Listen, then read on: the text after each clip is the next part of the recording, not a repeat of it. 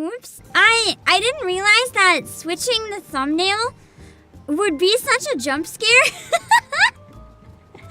But I saw in chat that it gave a jump scare, so sorry. Personally, I should have just put the screaming face and only the screaming face. It would have been funnier. I should have just left that one. Sorry for the massive delay today. The next stream won't be late. The next stream I'm hoping to start a few minutes early even. But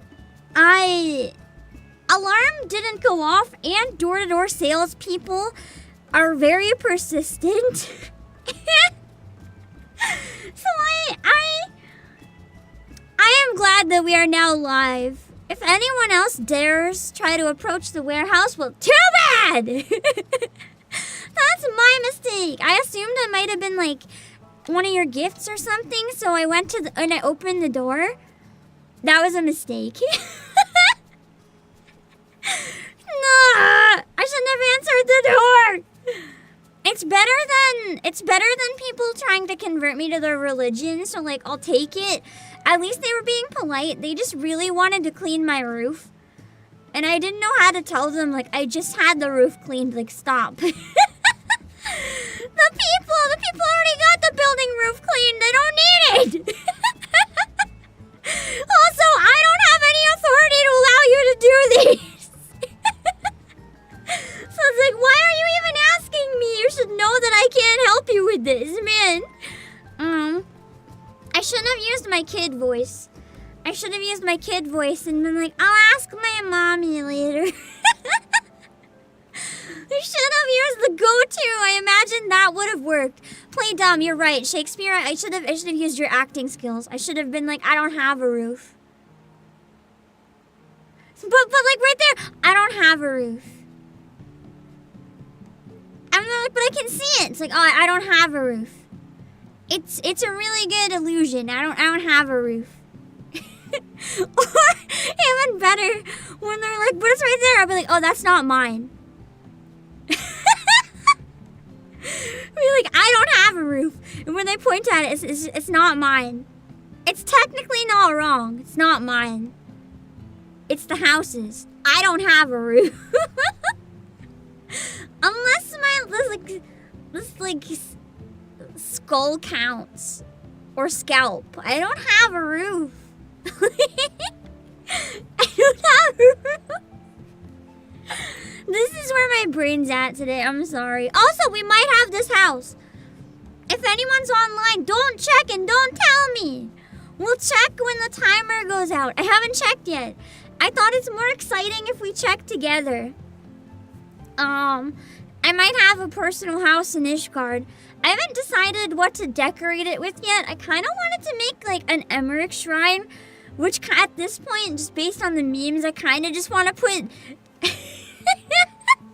I want to put a giant mound of salt in the middle.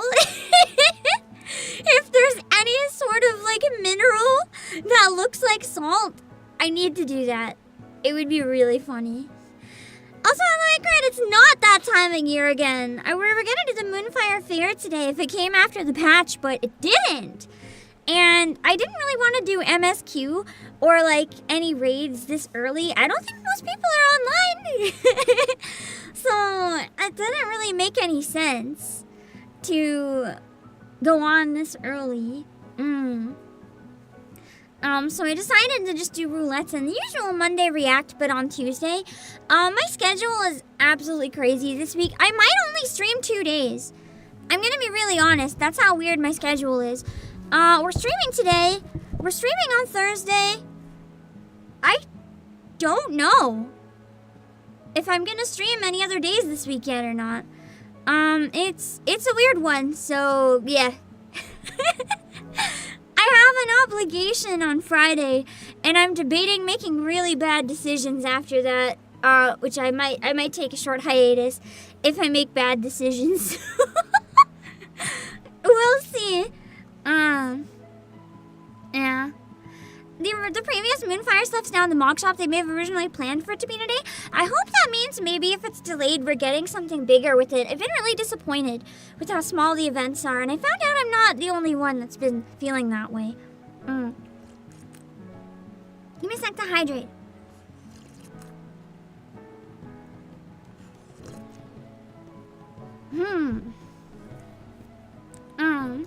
Alavangala and Blank and Arcadra and T14 and Yalter and Noe and Chief Spartan. Kyle Hyde crying in the corner. Kyle Hyde's not trying to sell me roof cleaning when I'm not even in a position to allow it or enable it or whatever. If Kyle Hyde showed up at my door, I wouldn't be the one that should feel threatened. It's probably Kyle Hyde. Hello, kids, and Fortune Cookie, and Adrenal Storm.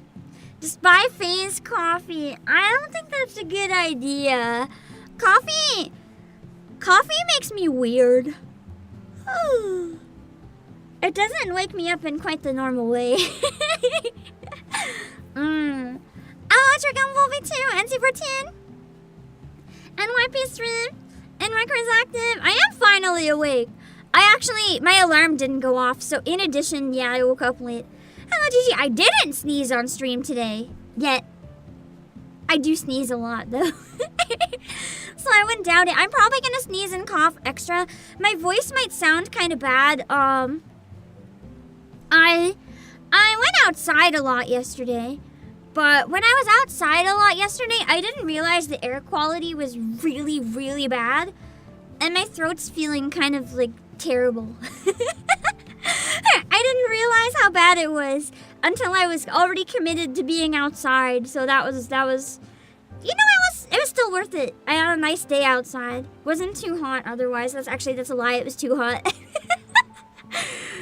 I just had an iced drink. I forgot. I got iced drink after iced drink after iced drink, which kind of made it not feel so bad.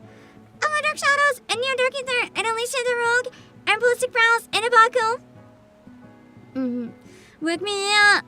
For some reason, I read wake me up inside, but instead of being like, wake me up, my entire brain was like, wake me up before we go. And then I froze because I saw that was not the song and I got confused. Hello, Shayapi, William Shakespeare, and Kingdom Hearts 102. Put them in the soul cannon. You know, just put me in the soul cannon at this point. Then maybe I can get some good fucking sleep. Do you sleep after you've been soul cannoned, or do you just suffer for eternity? That might be the opposite of sleep. So maybe I don't want sleep. Never mind. Hello, Sunny, and Nick Gamer, and Flash Strife.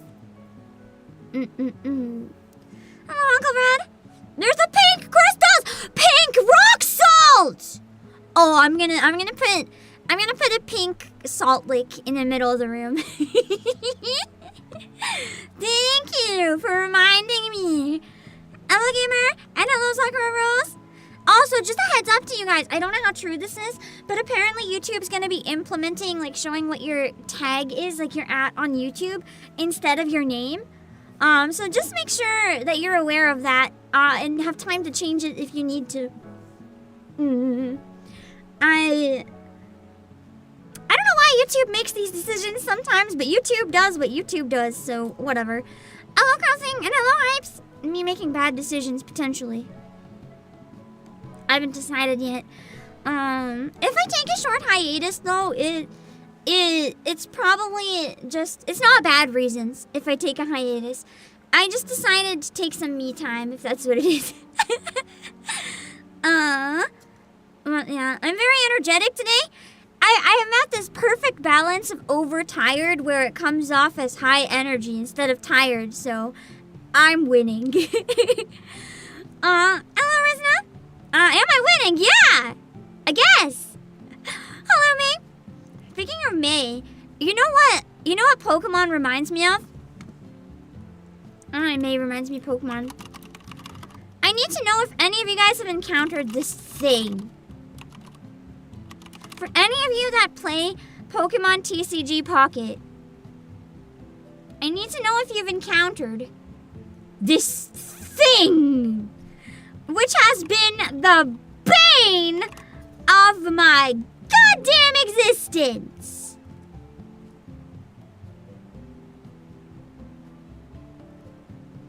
Hold on.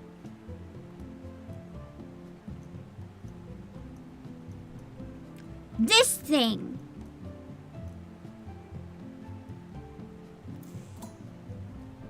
Hate! Hate!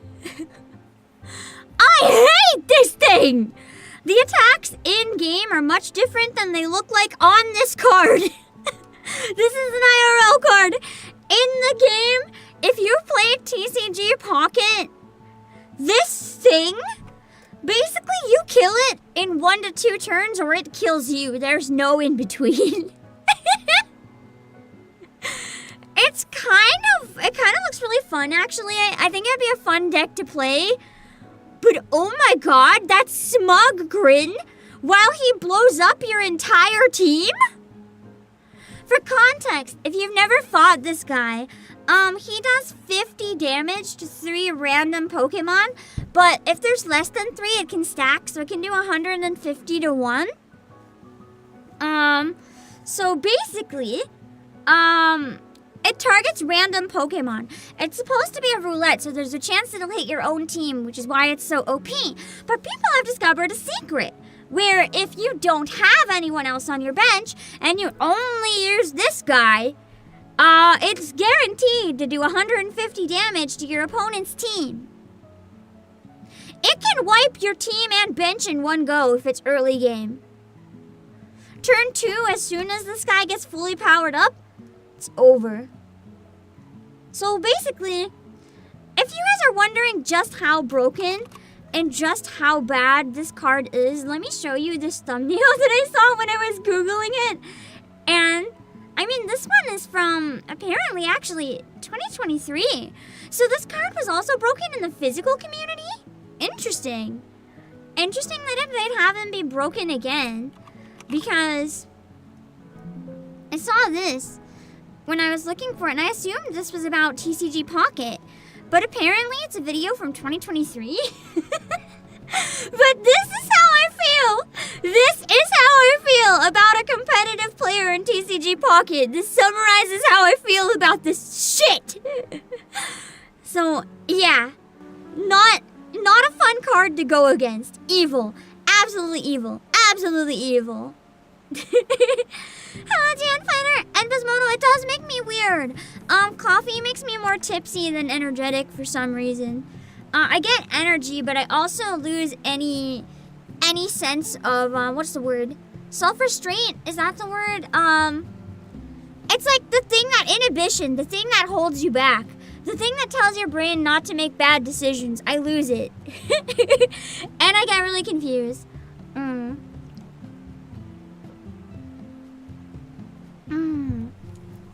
Always check the weather and air quality before going outside. Yeah, I forgot that day, which was my bad.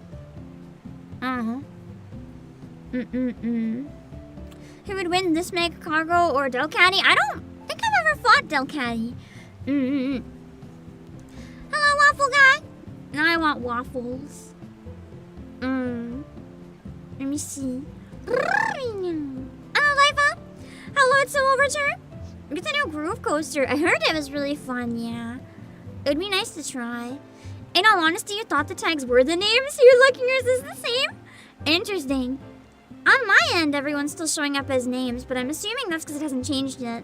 Hello, Devil. Hello, Kenny the Pretty. Hello, Josh. Did my cargo, my be hated. I still want to try playing it, though. It looks like it's really fun if you're playing it. Let me see. It's kind of... It's not really a first attack move. It takes a couple tries to build up, but if you build it up, you're dead. You're dead. Hello, Brabsalon. You have a Delcatty that steals the opponent's HP like Drain Punch? Ah, so something like that then. That make cargo videos about it in the video games with the defensive tank. Ah, that's what it was. I knew it wasn't about the same one, which is why I was like, I don't know what the thumb is, but it summarizes my feelings quite well. And just, oh man, I hate, make cargo hate. But also, it would be Meg Cargo Love if I could. Wait a sec. Hold on.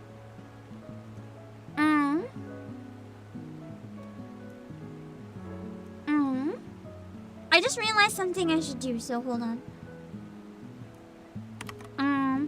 So let me quickly request something. Hold on.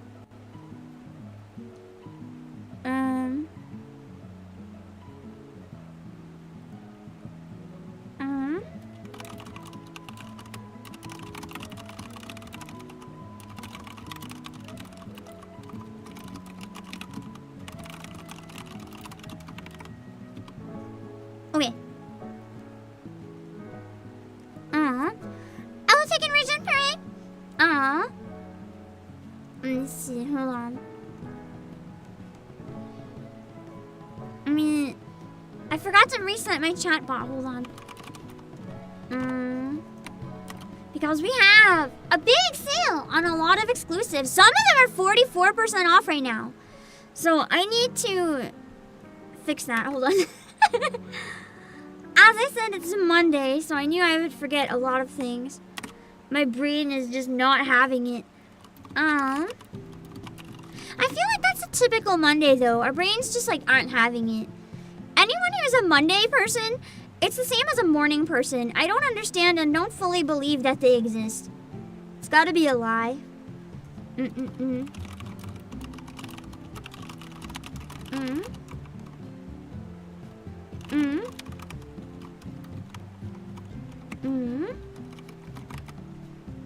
Almost ready.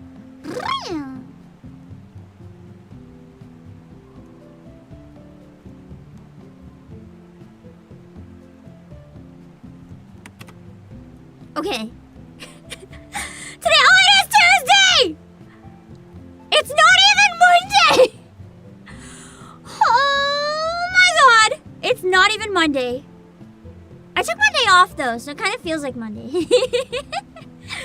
I almost feel like Tuesdays after a long weekend are even worse. But yeah, I'll show you the sale real quick before I forget. Yeah, it's Monday Part 2.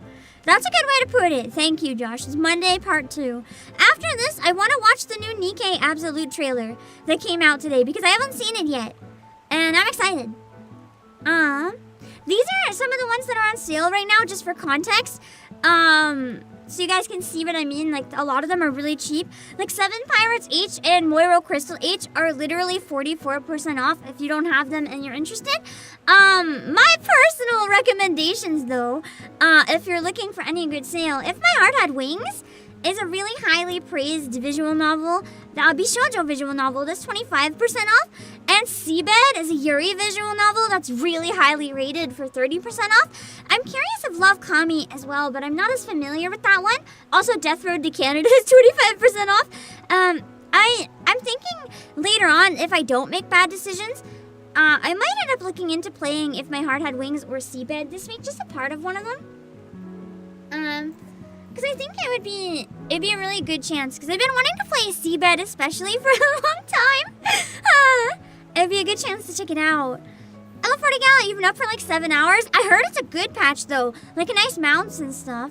Hello, Broadbeard Sharkface. You've been watching a few streams here and there. That's okay. If you don't want to talk, lurking is just as welcome. Thanks for stopping by once in a while.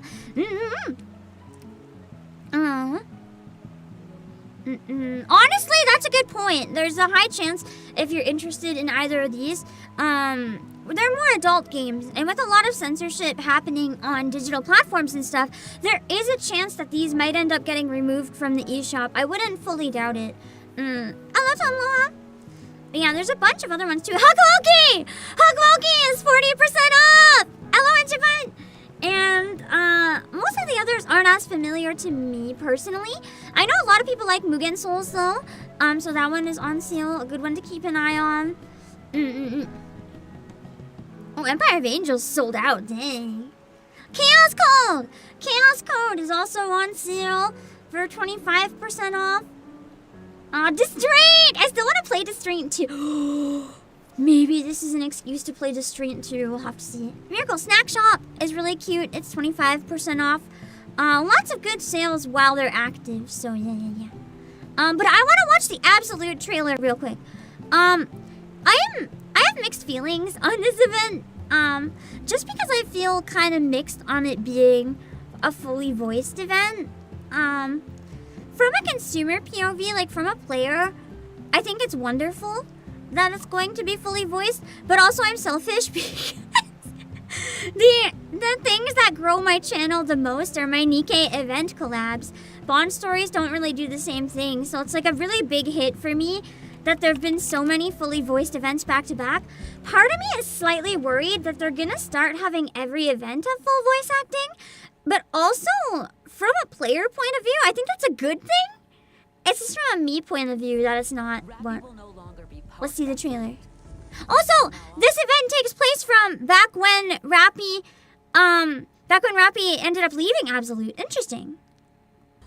Missions will be carried out by the three of you only. What's Rappy done? This is all so sad. So it'll show their feelings on it in more detail. Why?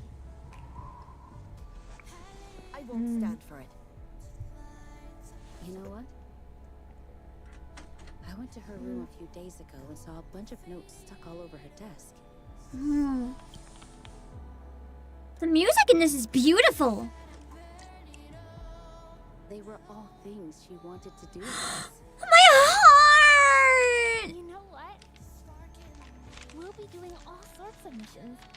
This hits really hard too, having seen like the reasons that Rappy left and stuff. It wasn't because she didn't like them or anything. It was complicated, and it's so sad. Spending more time together as a team. Video could go up a bit. Become closer than ever. You may end up getting jealous. We're going to be a well-oiled machine. We'll be perfect. I didn't want any of you to stop because of me. Since our adorable This song is friend incredible. working so hard, I definitely want to we learn have this to do one. our best too, right? If you guys find an instrumental for it, please show me. Use the most perfect tactics, no matter the enemy or situation. We will always reach a flawless victory. That enemy is like a unicorn. If you're determined to walk that path, then I'll walk with Hot you. take, you prefer the older Unwa? Do you mean like the older art or the newer art? Like older as in later in time? I know some people haven't been liking this Unwa. I disagree. I really like this Unwa. It looks comfy. It looks comfy. Path, then I'll walk with The you. forehead? I'm not a forehead person. You know, I have a bit of a forehead. So I may or may not have a complex about foreheads. I don't want to look at someone else with a big forehead. I don't want to see that. Hide that shit! I'm counting on you, Junior Blockhead.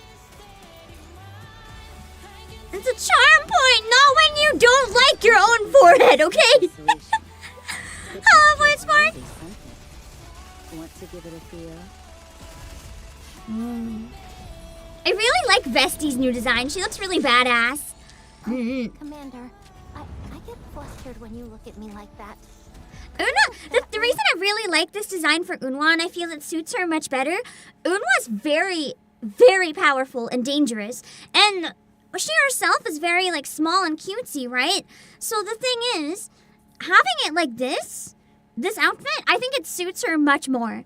It makes her more than just small and cute. It gives her that dangerous feel that she should have always had. Instead, We are the best of the best.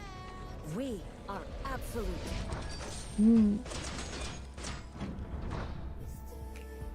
Okay, that... What the heck is this? I haven't seen the new outfits, admittedly, but okay, what the absolute hell am I looking at? That... Hot take! That's not anything Unwa would ever wear in my brain. Like, maybe the dress in black, but this dress in white, like this wholesome, angelic looking little frilly thing, you're like, no way. No way. Unless it was a dare or something. I hate this. That's not fan service to me. That's just out of character. Nah. Nah, I don't like it. Although it kind of works with the tsundere expression. It's kind of like, what do you mean it doesn't suit me? I was told you'd like this. Yeah, I don't know. I'll see it in context. I don't like it from the start, but with the angry, it's kind of funny, so I don't know, we'll see. It's not Gap Moe, though. Gap Moe's gotta hit good. Nikkei many times has had outfits that just hit bad for me. A lot of other people like them, though, and that's fine. I don't. It's the same with the Red Hood dress all over again. I'm like, nah. That's not Gap Moe, it's just wrong.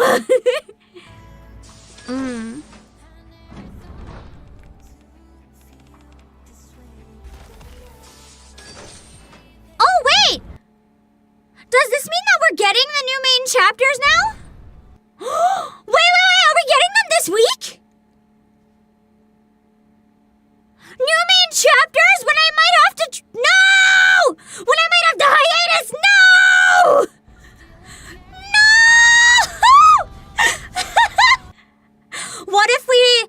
What if we binge them Wednesday and Thursday?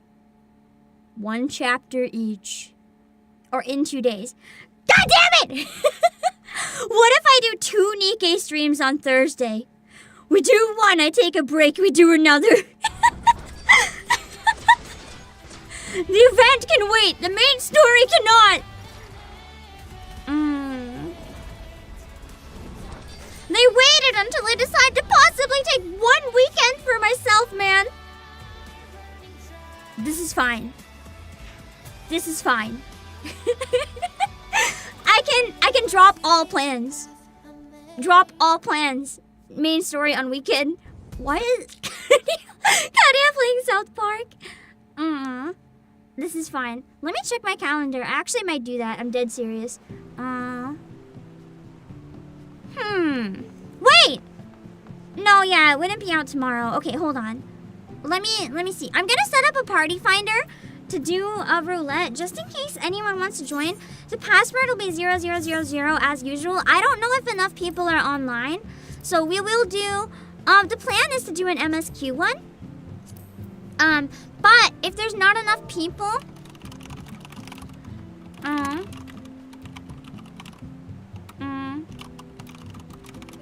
if there's not enough people, then I'll just do frontlines, and I'll just do it by myself.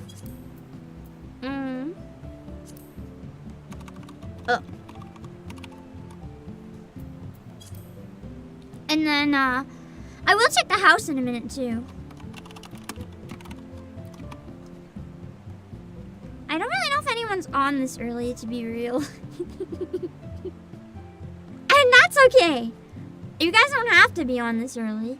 I know a lot of people are at work. You can't be on this early. You'd probably rather be on, let's be real. Okay. But I'll leave that up a few minutes. Yeah. Speedrun chapter 39 and 40. Is my Dark Knight high enough for MSQ? No, you're right, it's not. We'll do frontlines or leveling. That's okay. Let me see. Oh, you want to do new MSQ? Oh yeah, new MSQ dropped today, didn't it? I hope you guys have fun. There's probably not going to be many people interested in leveling then. Let's be real. We might have to do front lines anyway. I don't really want to do leveling where I haven't properly leveled up my skills. We could maybe do leveling with Bard or something later though, just to give me some more practice. 3 new duties. Oh yeah, this was a big update, wasn't it? That's exciting. The big updates are always quite nice. Let me check my calendar real quick while we wait. Hold on.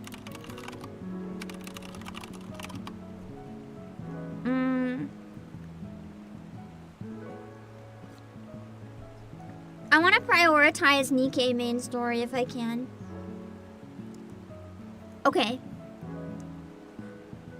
Wait a second. I just possibly got a justification to make bad decisions.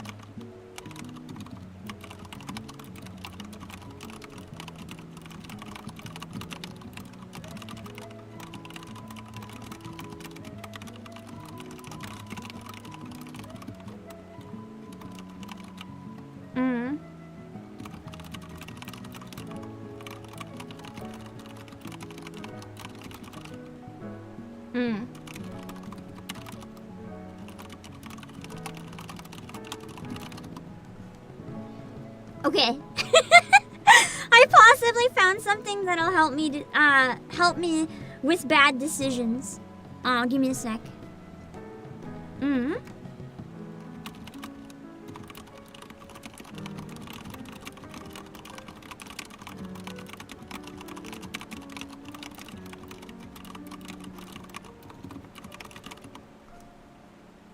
Okay. I had to take some notes. Did you see the PV for the new versions of Absolute we're getting? We just watched it, Josh! It looks so cool, doesn't it? Thanks for reminding me, though. Let me see. Okay. Nikkei main story. I have, like, a calendar that's a complete disaster that I just use for notes. It's a bunch of scribbles. Well, typed out scribbles. Because I'm too lazy to erase anything, so... over time, my idea for streams this Thursday has changed so many times that how many streams do I have listed that day now? 6? We're definitely not doing all of those things. We're definitely not. But, over time, it's changed a lot. I was gonna do the ideas I had. I wrote down Neptunia, Nikkei Bond Stories, Corpse Party. Nikkei Bond Stories I had listed twice for some reason. Never mind. And then Nikkei Main Story, Nikkei Main Story. And then, yeah, we'll see. And then, I've never got to play it. And like the first version of the game, I have a limited edition copy of Neptunia that I should be getting at some point, Rebirth 1. So I thought maybe I should give it a chance. It's a really good excuse because I've never played Neptunia. But I know that a lot of you guys like Neptunia. And if you haven't seen it, we actually have a pretty big Neptunia announcement, although I think everyone could see this one coming. If you're a fan of Neptunia and you haven't seen this, I'll link it in chat in a minute, but, if you want the third game, Rebirth 3 is now a PlayAsia exclusive. We have the limited edition available for pre-order in 1 day and 21 hours. So basically just 2 days. And this one is going to have a lot of merch as well, just like all the other versions. And they're pretty affordable for limited edition that come with a bunch. But this will complete the trilogy, so you can get all of them. And yeah, it comes with an absolute ton of stuff with the limited edition. The limited edition of 1 sold out. I don't know if 2 is sold out yet, but it might be. So if you want the limited editions, make sure to grab them early on because they have been selling out. I can vouch for that. I have inside info, like no more ever for 1. So... but it comes with 4 standees this time, and the physical game, which is of course not a game key card, and a collector's box. It comes with a physical art book, a numbered certificate, a soundtrack, physical OST. It's probably a selection of the songs, not like all of it, but physical OST for Neptunia. And then it has more Joy-Con stickers if you want some more to rotate or if you don't have any yet. Manual for the game, an actual physical manual. The game card, yeah. A bunch of stuff, and a mini case, of course, if you want a little cute thing to store it on. But yeah, this is going to be pre-order available soon. So I thought it would be a really good chance to play some Neptunia and just like see what I think about it. I've seen clips of it here and there. I never knew what Neptunia was, but it seems like it's a parody. And I think you guys know how much I love satires and parodies. We'll do the roulette in a sec, but speaking of satires and parodies, oh my god. Out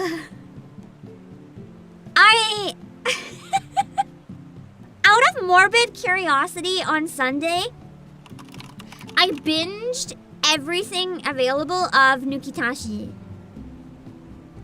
That was an anime.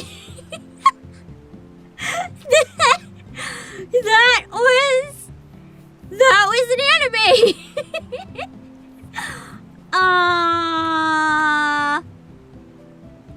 Yeah. That was actually better than I thought. I was curious what it would be like. So it actually has really interesting writing at parts. Like, below the surface, on the surface, it looks like the Gooner anime of all time. But, actually, it's kind of like... I feel like genuinely, whether you're a Gooner or whether you're really annoyed at Gooner stuff, I feel like you could enjoy it either way. Because it's very satire and very tongue-in-cheek. It's kind of like making fun of Gooner anime. It is a Gooner anime, like hardcore Gooner anime. To be blunt, I've never seen so much segs in one episode, let alone in 3 episodes. And they fight with segs toys and a bunch of weird stuff, but it also is so stupid. So like if you like fan service, you'll probably like it. If you hate fan service, you might still like it because the entire show is making fun of fan service. It's actually like, it's not bad. I'm kind of curious where it's going. It wasn't edoge, but it was an edoge that's like a parody. I don't really know how explicit the anime is going to get because only a few episodes are out, but it's only available on Ocean Vale, which is a service that hosts pretty much only porn. So, I don't know what that means. It's also controversial because the show is completely censored on air in one channel in Japan, as in they just put a picture on screen and play the audio. Literally.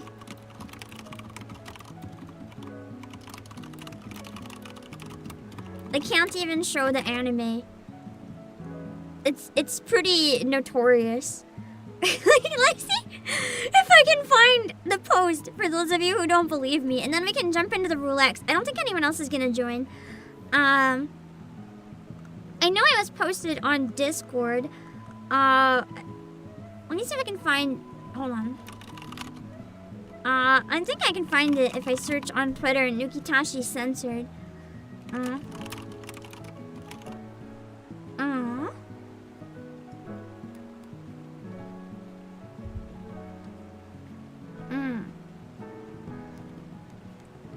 I got it.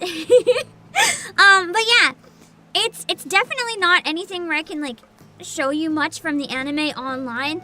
It's really hard to find a screenshot that doesn't have sex in it. I'm not exaggerating either. If you watched it, you know what I mean. With this Nukitashi, the new ecchi anime has taken censorship to a whole new level. In Japan, on Tokyo MX1 channel, they're airing the episodes with just the image of a bird. And the audio from the show.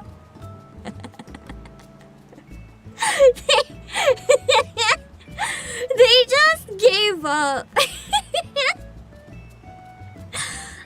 I don't know if that's gonna do very much to help though, because this show, every other dialogue is like explicit.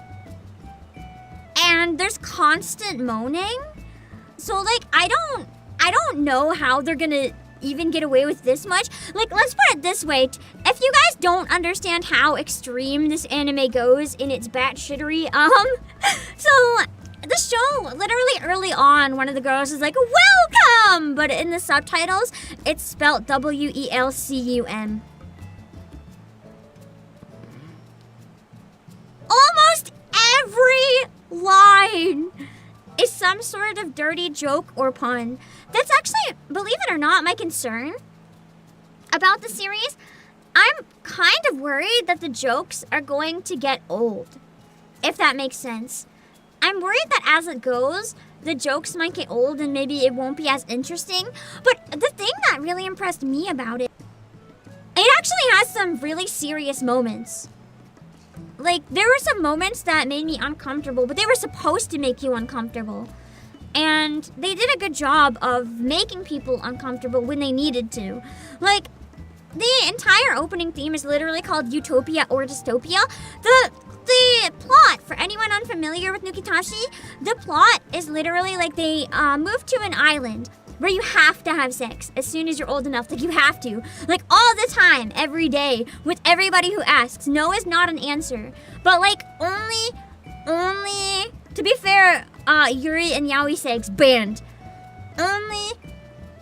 Only straight segs is allowed, and you have to. If you don't, this part's really, they'll put you on a device that I'm not going to talk about, and the device will force you. And it is uncomfortable as heck, but it was supposed to be, because they're not trying to show it as a utopia. Like, on the surface, it sounds funny. It's like hee hee ha ha Segs anime, but it actually is like a nightmare. Like, that's the point. The entire island is a nightmare, and they're fighting against the system. Because they want to be able to just, you know, have segs when they want, not all the time. And for some of them, that's never. For some of them, it's only after marriage. For some of them, it's only with who they love. For some, it's only with one person. They just don't want to be like... It's basically the opposite of the real world right now, where everyone's like, segs is bad! Segs is bad! It's the opposite, where it's like, only segs. So it's actually really interesting on a commentary level. I've been very fascinated with it in ways I didn't expect I would be. So I actually binged all of the episodes out so far. Just because below the surface, it's kind of interesting, actually. On the surface, if that's your type of humor, it's hilarious. If it's not, it's probably not for you. But it does have a lot of uncomfortable moments, too. So it's not, as I said, it's not going to be for everyone. But yeah, it's interesting. And it brings a whole new discussion to the whole censorship issue, which is what I found interesting. Let's do a roulette, and then we can get to reacting. I think we're gonna do front lines, because I don't think we have enough people for anything else, to be blunt. I don't want to subject a rando. We can maybe do more roulettes later, but I'll do them as like another job. Probably bard, because or dancer maybe.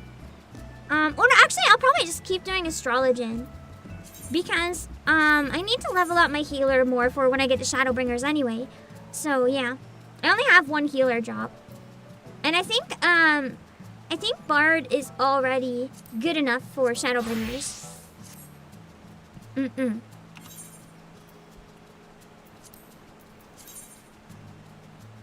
Yeah, the opening is a banger too. The opening is the song I mentioned that's called Dystopia or Utopia. Oh wait, I didn't get my... Wait. I didn't get my buffs. Hold on. Let me go to limbs. Wait, check the house. We gotta check the house. I like that despite the reverse of how they portray segs and Nukitashi in the world, and the same still stands have you... Yeah! That's the meaning at the end of the day. Like, the entire show, a lot of it's not... That is one thing I need to point out that will make people uncomfortable. They play it off as humor often, but it's not funny, like, what it actually is. But there's a lot of non-consensual segs in it. There's a lot of assault. And that is part of the plot. But it's needed for the point that it's trying to make. But that is going to make a lot of people uncomfortable. So it's not an everyone show. But it's also not making that out to be a good thing. Which I can see a lot of people trying to cancel it on Twitter and being like, this show is promoting this! It's not. It's not. The whole point of it, literally, is that people should, fuck whoever, whenever they want, no more, no less. It's just, you do you, the show, basically. Yeah, satire is used as a tool to make light of heavy themes. That's why, as I said, it's not for everyone. I'm a huge fan of satire, so I was really impressed, actually, with it. I didn't think I would. Twitter was trying to cancel anything. No, trust me, this one, we're lucky that most of Twitter hasn't found this show. There's a lot in it that's messed up, but it's interesting. And, yeah. It has no action?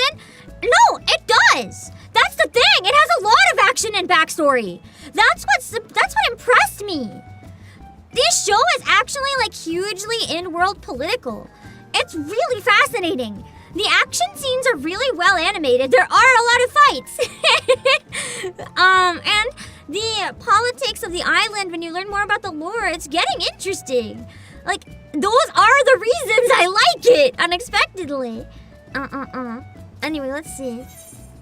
Yay! As the sole entrant! Amazing! I could have never seen that coming.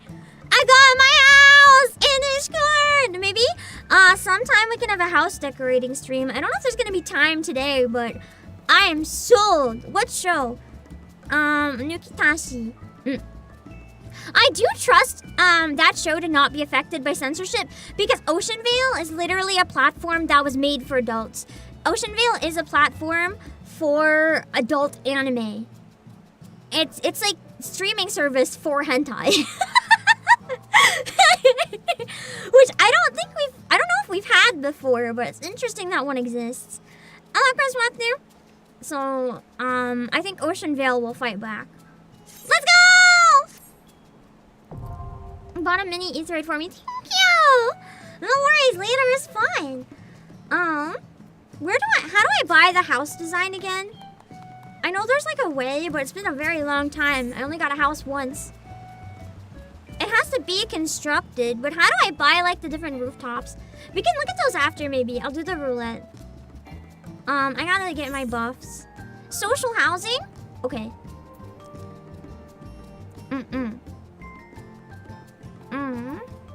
Actually, let me take a look there real quick. Outdoor remodel exterior? Oh, I need to wait for it to be built. We can't do anything yet anyway.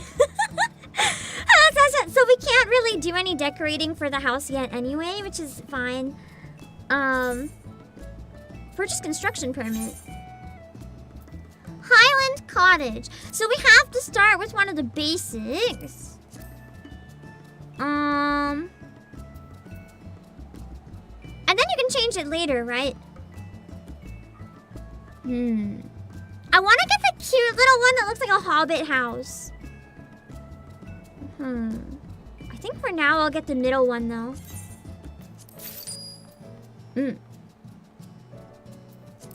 Okay. Build!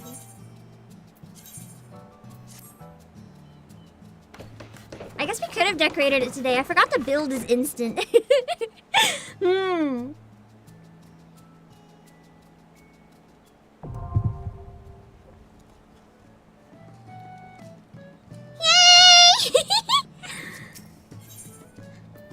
I think I'll have an easier time decorating this than my room at the Free Company apartment because I just want to make that like, I don't know, I don't want it to be my room so much as just like, I don't know. I want to make the basement really cursed. It's my personal house, right? So I want to make the upstairs maybe really welcoming and cute and normal and happy.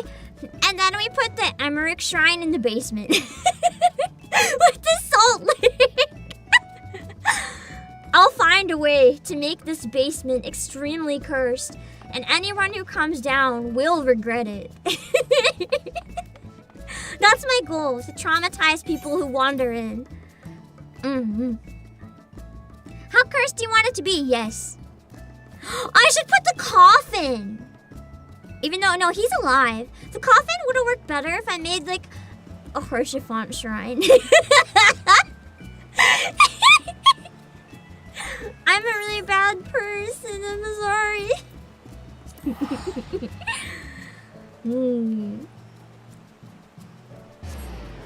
Or not both.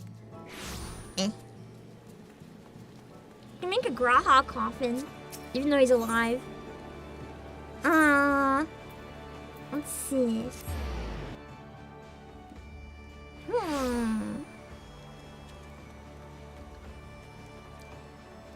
I love the auto umbrellas with the rain. It's so nice. Watch me putting the coffin of Andy and Lily themed basement?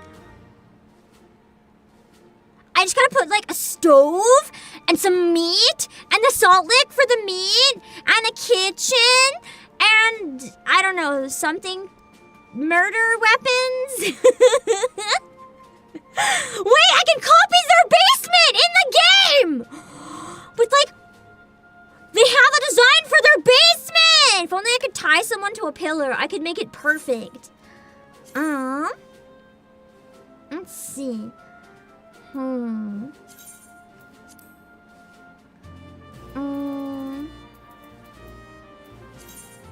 really need the travel one, but oh well. Charge an entry fee, but give family couples a discount. No, you have to be family and a couple. It's not one or the other. You have to be both to get the discount. About to get my account banned. And eat.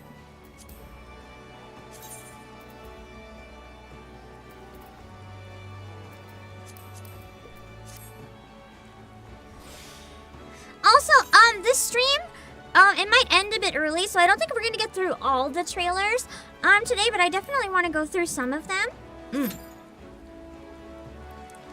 But I can't start the next stream late for perspective, so yeah. It's a Uma Musume tournament for anyone who hasn't seen it. I'm participating, so I have to be on time. I can be up to half an hour late because I'm starting half an hour early because I know I'm always late. But I don't want to do that on purpose.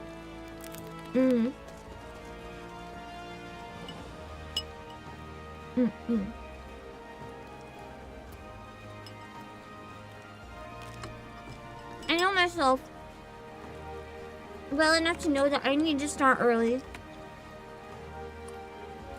Hello, my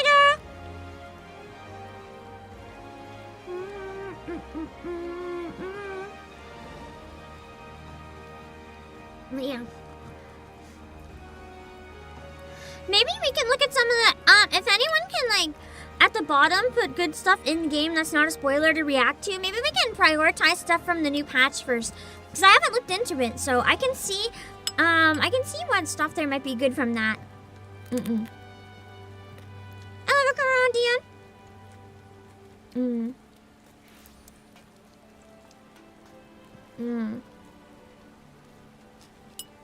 That was a critical thing. Several of us figured out I'd won. You wanted to make sure I didn't miss the claim? Oh, don't worry. I was waiting for that house. I didn't miss it.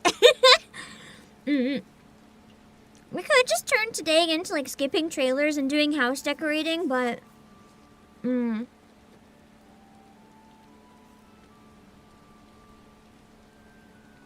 feel like it wouldn't be a bad idea to properly go through some of them so we don't have too many next week. And yeah, it is Final Fantasy 14.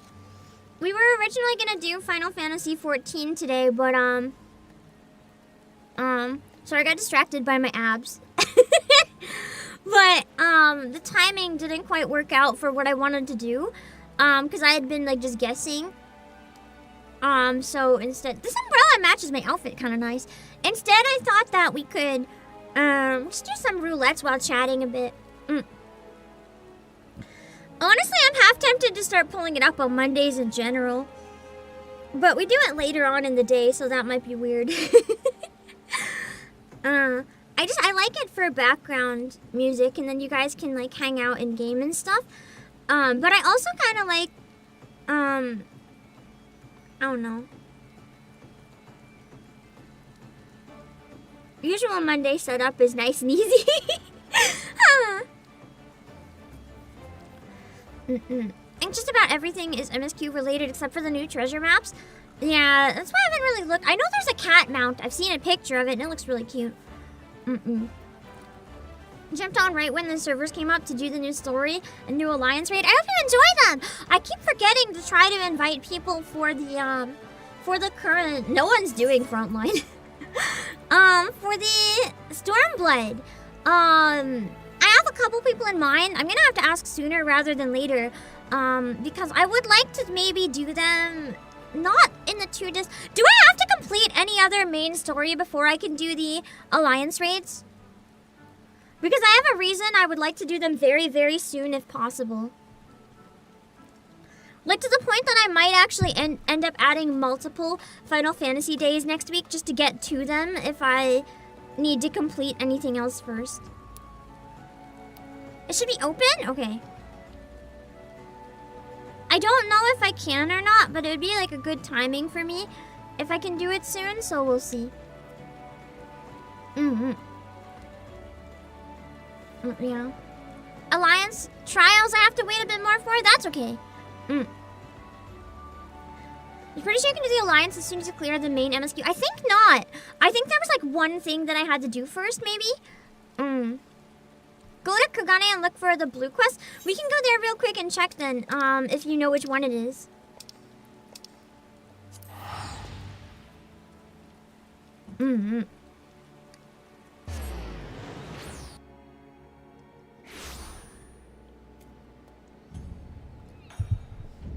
Unless maybe it was the trials you guys meant, and not the Alliance raids.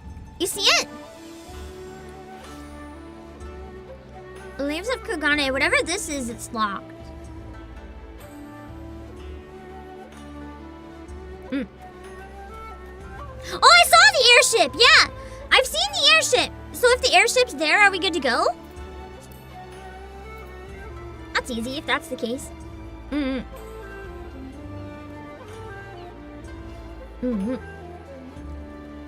I have, for the Alliance raids, I'm assuming the story is quite long, and it would be good to have someone who can do 3 days. I want to get 2 people to do the voices for me, or with me if possible, because then we can each set up a party. I do have some people in mind, but time zones might be rough, and they're both very busy, so it might be rough. Check the hot springs. Oh yeah! Let me see. I can slowly walk over. We gotta worry about the timer too. A drink from the tub. Hokkaido Inn. I'm gonna laugh if it's like... I forget her name and his name. But the people that we thought died. They're just chilling in the hot spring. Oh wait, this is the hotel.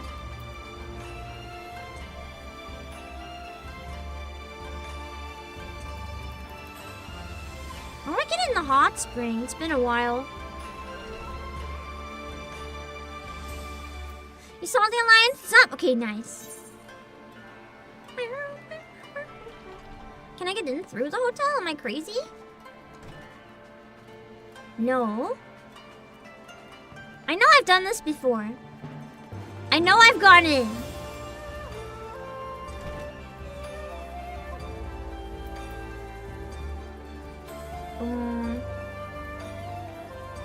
This way? Ah!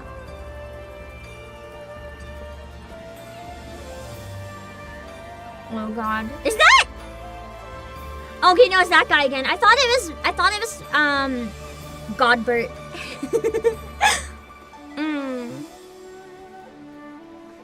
I love the hot springs. They're so pretty. Me just trying to find characters. Would you like to join us? Every time they taunt me, and I do not have the option. Okay. That's true. Godbert has 20% more muscle because he is just muscle.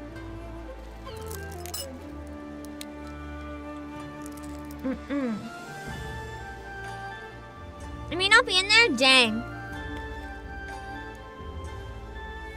I have to keep checking then if there's something good that's random.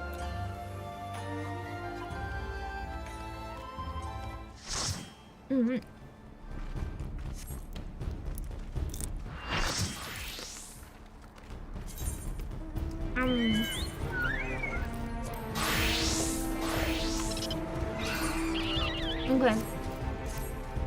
I'm ready.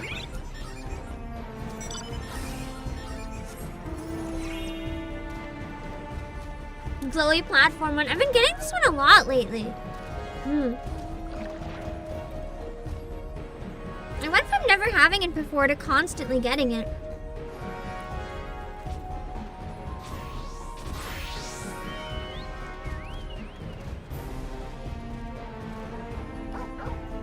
I still want to learn Scholar at some point. I think Scholar would be really fun for PvP. I want to run around spreading plague. It sounds so fun. Make some sort of mad scientist outfit. I mean, that's what they kind of are. Aren't scholars like ye old mad scientists in this? Also, how's the volume? Can you still hear me okay? But yeah. I finished, what's it called? I finished Taco P yesterday as well. What anime are you guys watching this season? Taco P was really good. I'd say it's one of my favorites of all time, but again, it's really disturbing. It's not for everyone. There seems to be the trend with me and anime this season between Nukitashi and Taco P.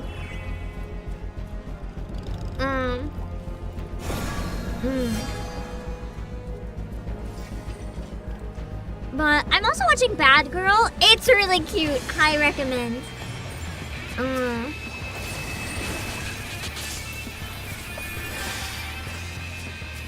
There's a lot of quite good ones that I've started watching this season. I don't know which ones I'll end up finishing though.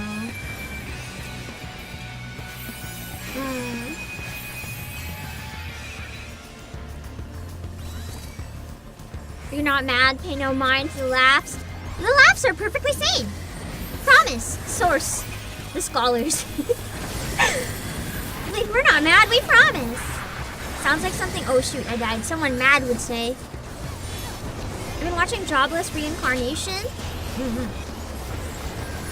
gonna turn it down a bit during the battle. I've been watching, there's this other one about like a girl whose sister died, so she's someone's fiance. I don't remember the name. Oh, in-game chat is visible. There, sorry. The resolution went wonky.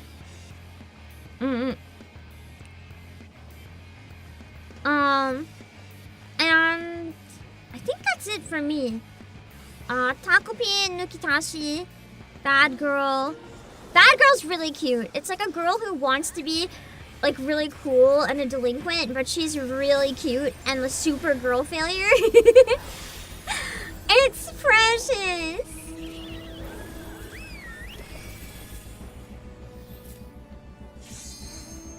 It's a decent season. Last season I didn't really follow much of anything. I just got too overwhelmed. So it's nice that this season's had some good stuff.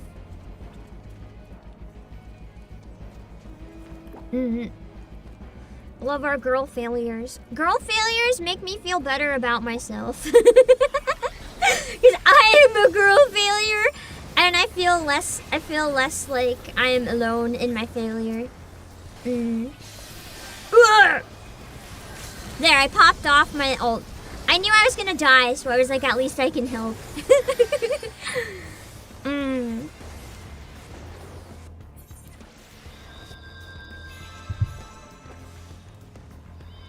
The only thing I worry about with like the trend of girl failures, I do hope that nobody is like on purpose making themselves be a girl failure. That's just self-sabotage, man.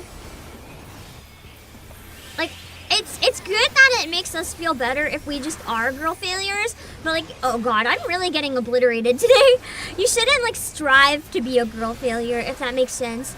Like, it doesn't matter if it's entertaining, you should not. But if you are, and people don't mind it, it's very nice having people not hate you for it. I've seen a lot of official anime of that Rudy Rocks anime. I don't actually think I know that one. I don't remember it if it was from the trailers this season. I just couldn't take the curiosity anymore about Nukitashi. It's been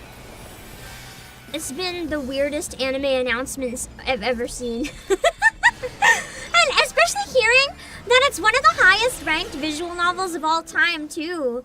But I mean, I guess that makes sense if it's actually a really good satire, because a good satire will have people who enjoy the genre enjoy it, while people who don't like the genre will still enjoy it. And I genuinely feel that that's what this one's doing. You have to have a certain tolerance for like explicit content though. And like, it's parodying itself while doing the same thing. So you have to be okay with that. If you don't like that, then you're not gonna like it. And that's just the reality. Like, often the parody is still gonna do whatever it's going up against, because that's just how it is.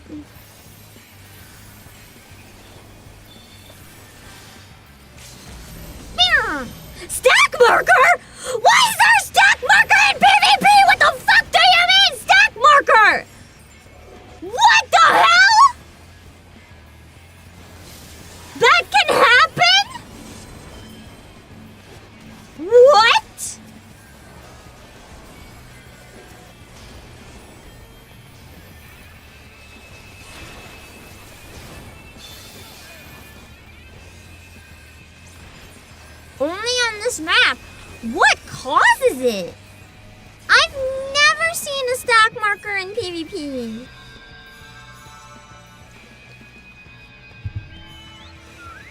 I'm totally stacked. I was! It was on me! Of all people, why me?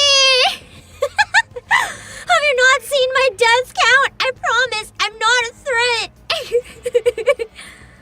The big green thing. Did I stand in a bad place and I got it?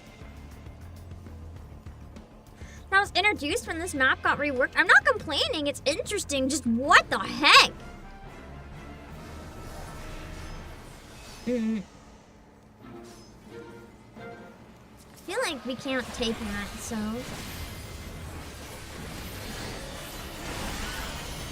Oh, I thought I had more stamina than that. I thought I could do another hit before I heal. It comes with that center device? Oh. It's nice that people are learning that H games and anime have deeper stuff than just sex. Hell yeah. I mean, it bothers me that people think hentai is just hentai because they don't say the same thing about, like, every Hollywood movie when every other Hollywood movie has sex in it. Just because an anime has sex at one point doesn't make it a hentai. This one, you know, is a little different. I feel like it gets a little unfairly judged when it does have sex just because people are like, ooh, cartoon with sex! That's crazy! How do I get up? Oh, they're not up, they're down this way.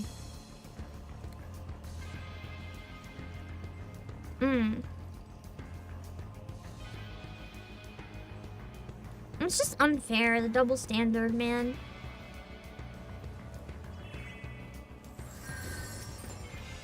I don't care if something does or doesn't. I just care if it's good. It can be good with segs. It can be good without segs. As long as it's not shit.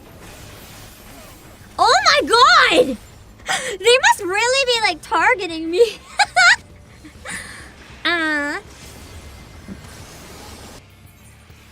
Well, yeah.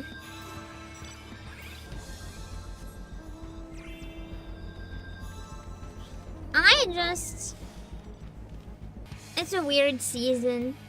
Between that and Taco P, those things happening simultaneously with the censorship arguments is just nuts. Because there's a lot of stuff in Taco P too that I can see the show getting pulled someday. I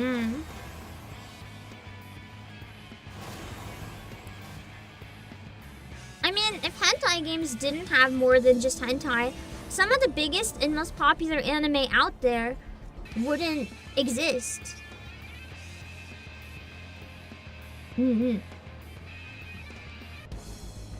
It's just people shouldn't judge media by the stereotypes of it, I guess, for lack of a better way to word it. Stuff can be really, really good, even if you wouldn't expect it on the surface.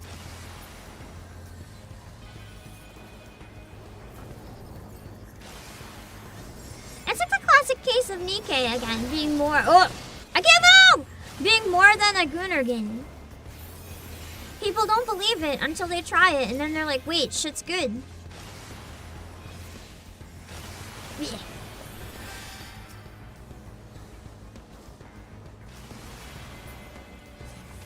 Can't find anyone close enough to hit.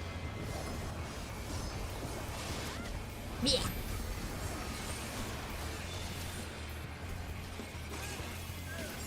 And I'm dead. Fate going from hentai to one of the most complicated series of all anime and retaining the highest doujin count of any series. Yeah, it's nuts! It doesn't help that live action porn is set the expectation adult entertainment has low quality stories. Preach. Even actual hentai, like some of them have stories more than you'd think. Actually, if you're going with eroge, like the games, honestly, eroge sometimes have the best stories of like Japanese pop culture in general. Eroge, oh, I had a kill today, nice. Eroge can go quite hard. People don't expect it.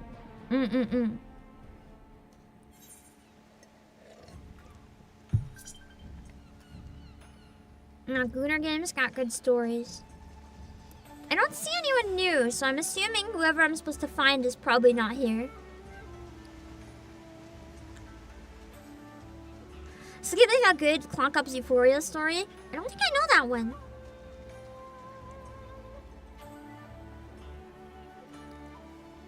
But yeah. I'm excited to watch more of all the shows this season. That's where the door is! So you can go over this. Oh, I think it's meant to just come out of. I didn't recognize it. Okay, now I understand. There was a Gooner game about a femboy catboy being domed by MILFs, and it was secretly a critique on society and religion?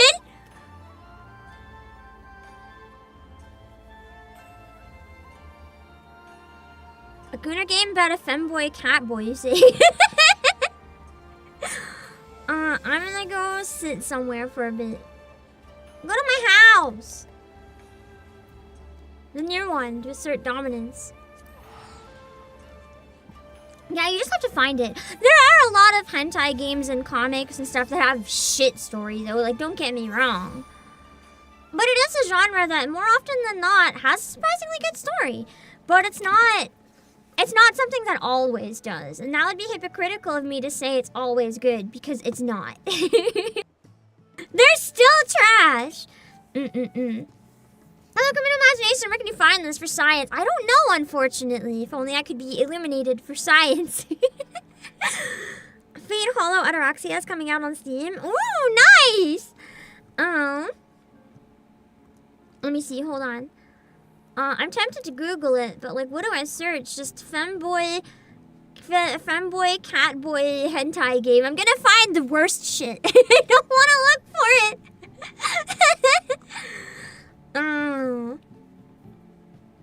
Let me see. Oh wait, hold on. I forgot I scheduled another concert post around now. I need to really quickly. I need to quickly link that.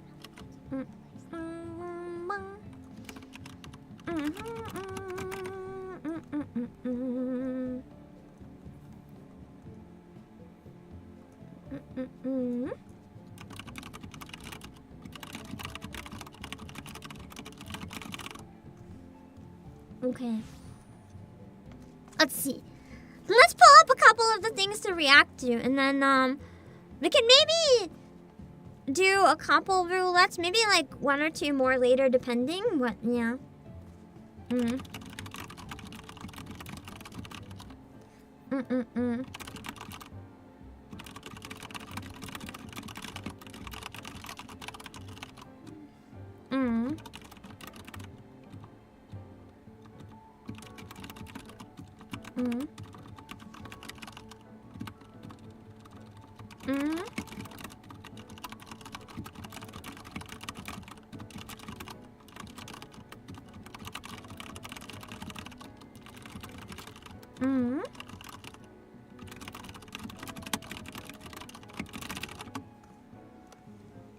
Mugen Kaido. Wait. I feel like I've heard of this. Mugen Kaido.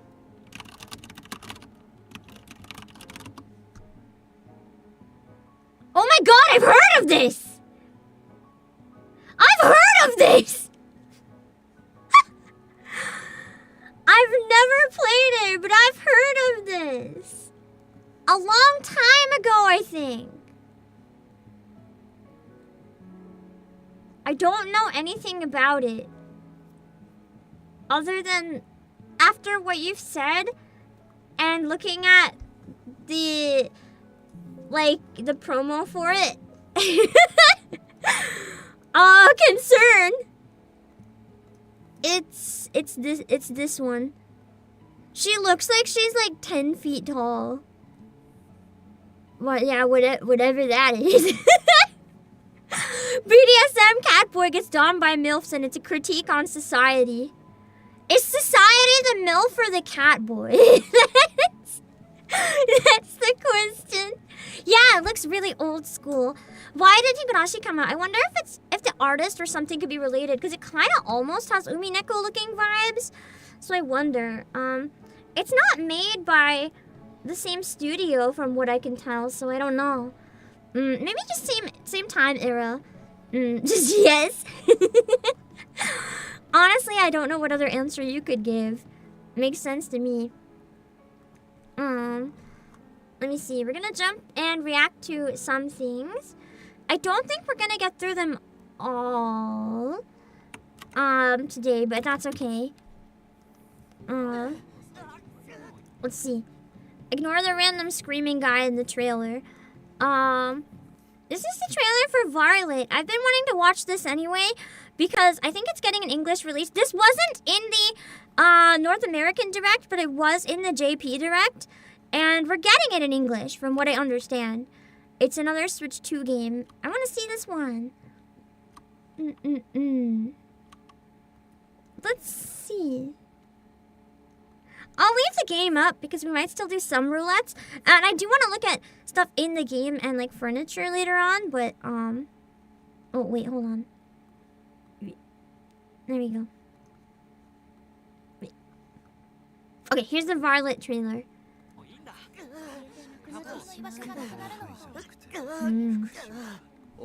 Sounds like he is suffering.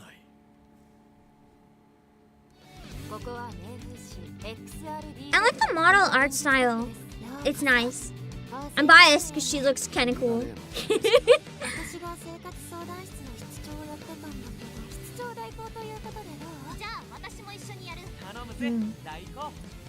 The background shading is really nice for 3D. Ooh, 2D sprites when they talk. I like that. Ooh, I'm seeing a lot of murder. Murder is always good in a video game, not in real life. Oh, that's creepy. The faces are gone. Glitchy. So something to do with desire. Yeah, I like the visual novel vibe. Literally visual novel vibe.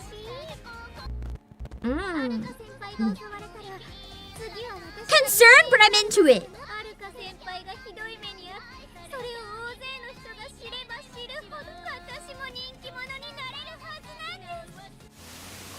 She seems cool.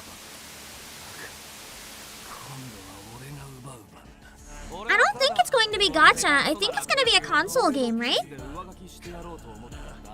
I'm a... Can we appreciate the music here?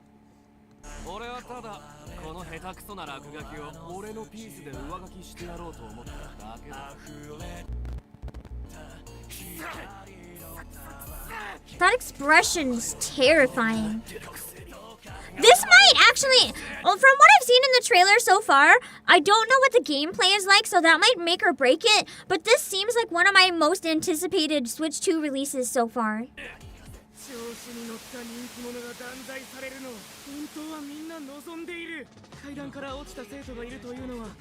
I like the expression style, it's so unique. Yeah, the vibes are immaculate. The fact that they all have this like creepy face is so unsettling. Oh, the monster designs are peak. You're right, Uncle Red. It kind of feels like if you take the aesthetics from Persona and Danganronpa and like smash them together into one game. I don't know how else to describe it, but you are not wrong.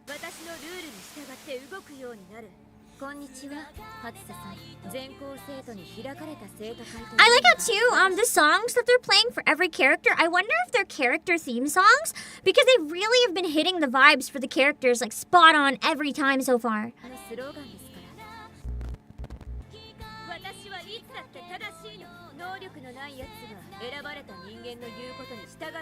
Go back to the era where every character got a character song, man!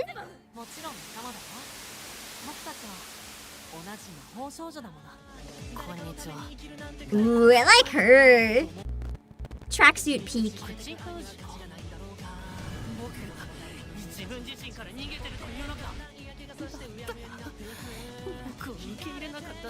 Ooh, I like that design.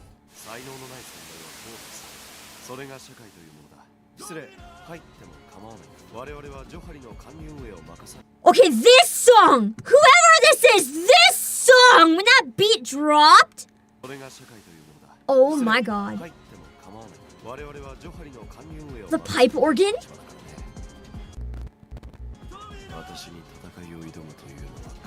Wotaka? Holy shit! They're getting massive Vocaloid producers?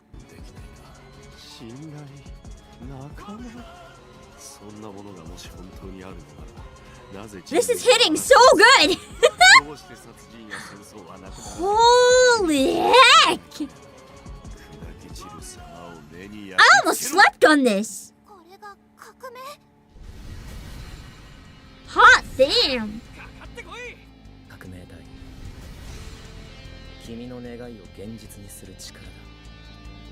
This looks amazing! So it looks like it is going to be a turn-based RPG. I'm hoping that the timing for its release is really good if it's a new IP.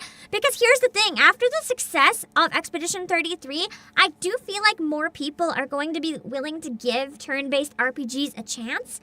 At least I really hope so. So fingers crossed that this might have a chance of succeeding. 'Cause it looks really good. I hope the gameplay carries. And that it's actually a good game. Because this looks incredible. But I will also say, so far the trailer has been pretty reliant on the vibes alone. So let's hope there's some substance behind the vibes. Comes out next month? Interesting.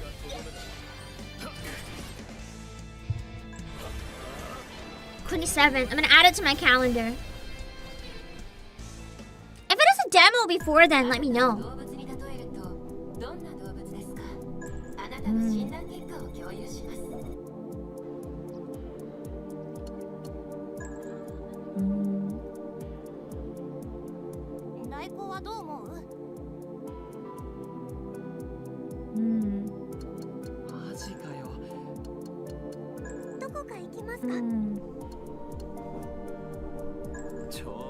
Oh, I like the view on the train. It's nice. How's the second song?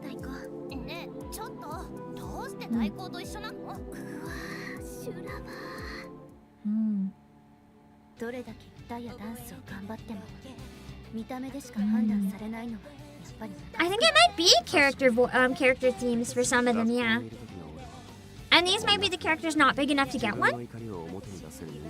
Unless some of the other ones that had the crazy... Wait a second! The ones with the crazy expressions might have actually been enemies, because they all had these weird monster forms and weird faces. So I wonder if that's their boss fights. Like, when you fight them, that's what you hear, maybe.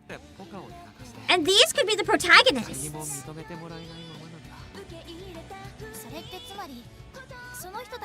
I'll admit slightly less excited because I thought everyone was just crazy and you play as the crazy and I like that. But it still looks really good.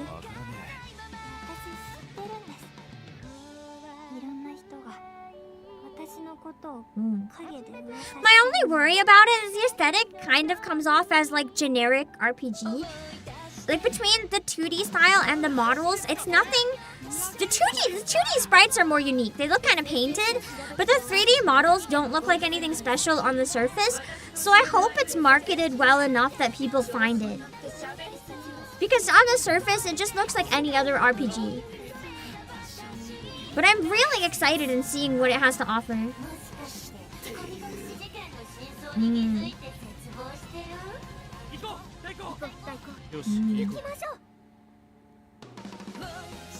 Yeah, because these look like the protagonists. Okay, these might have been bosses. I'm really liking the music in this one. The music feels very early 2000s anime. I like it. I want to play it.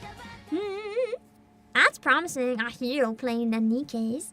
Let me really quickly, why is the game hidden? I didn't do that. I must have by accident. Let me really quickly put it in my calendar. Oh, I know what I did.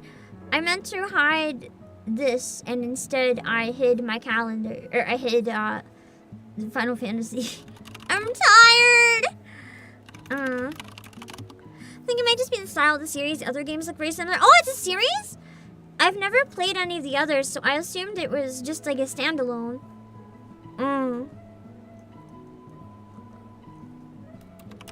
Oh no, that's around the same time as Metal Gear Solid. I might have some decisions. So it's the same as Caligula Effect. I feel like I've heard of that before.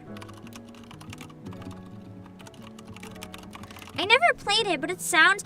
Oh, I remember seeing the art, and I was like, hot damn, that's gorgeous. That makes sense. Although sometimes in more subtle ways. Okay. So, interesting. So it might be similar to that then. If it's part of a series, it'll probably have people find it if it has its niche then. So that's good. Hello, Fonzo. I am going to be back in a few minutes. I'm gonna run and refill my drink, and then we can keep watching some stuff. When I get back, I'll put up another timer for roulette. It'll be a regular leveling one. I'll probably kill the party and make a new party finder. Give people 30 minutes to log in if they want. That might be the last one of today, just because I only have around, I only have around an hour and a half left or so that I can stream, because I have to prioritize the Uma Musume tournament. So maybe we can look at some of the new game updates when we get back, and then we can look at as many of the other trailers as we can, and then I'll keep a line break. And we can do maybe another roulette, maybe not. I got one at least. We can look at some game updates and stuff, maybe, I don't know. I'll be back. I'll be back.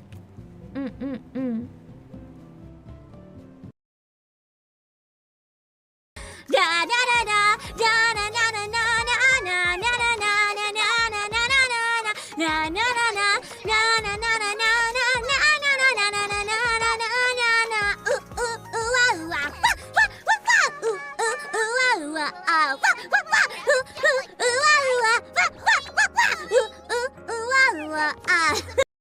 I like being wrecked. I like being absolutely fucked. So I'm excited. Okay, chat, here we go. Wait. Gently. I was taking a bite. I was still here just in time to kill it. Let's go! Okay, I'll do that. This PNG. Oh my fucking god. Ducky. But I can't let you have it for free in case you lose, so I wrote a watermark all over it. In case this will make you feel better about the last round. You're sick. You're a sick individual. So Jesus you have to win best 2 out of 3, and then I'll give you the asset. You can use it or not use it. It's up to you, but you'll have it. You'll finally have your Daki. So much harder if I had known. Uh-oh. I did not make it in time to mute that. I was reaching so hard. I did not get my hand on the mouse in time.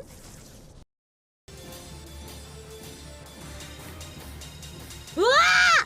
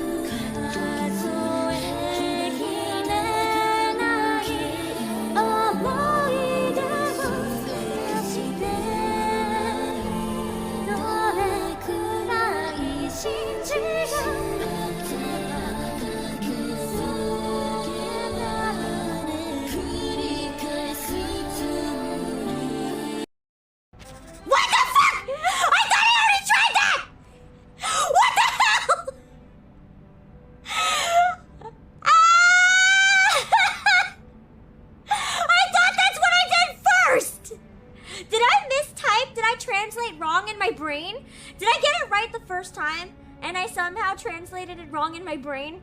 Like fish and chips in the shelf should go down 1 to basket.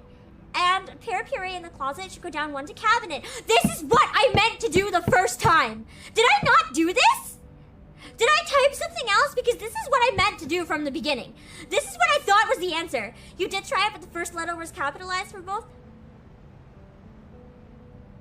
The case sensitivity is. I thought I tried again after with the correct sensitivity though.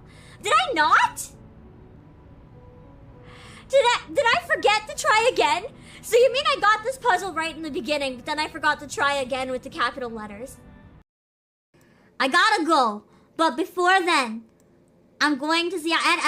Blame her. Holy shit! Look what the graphics card did to Anna. Guys, I'm scared. I'm gonna hide behind chat. I'm scared. I'm scared. I'm scared. It's not just me, right? It's not just me, right? Anna does not look normal, right? It's not just me.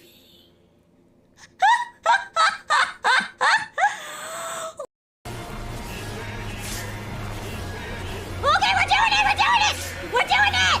We're doing it! We're doing it! Yo! Yo! Yo! We're doing it! Limit breakers! Almost there! Almost there! Ah!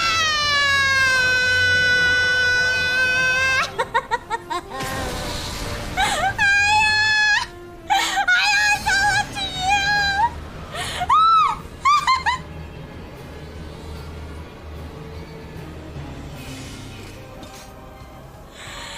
No! If you feel like you're gonna die, grab a nearby crew member and ask her to knock you out. Oh, yes, CeeLo, please crush my head between your thighs and knock me out that way. I definitely have to be unconscious. This is the only way you can do it, CeeLo, please. Okay. I did something. I did something different. I did something different to this time. Let me see. Come on, Dad! I don't have enough space to be like it doesn't notice that both hands are dabbing. I kind of have to I can go like this. Does this count as a dab? It's a mini dab. It's a Lala dab. Lala dab. Yeah! Yeah!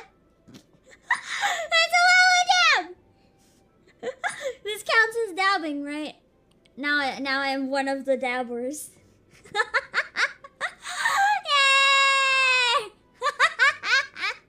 Oh my god, why'd my eyes go below my head? Okay, I can't blink, that's fine.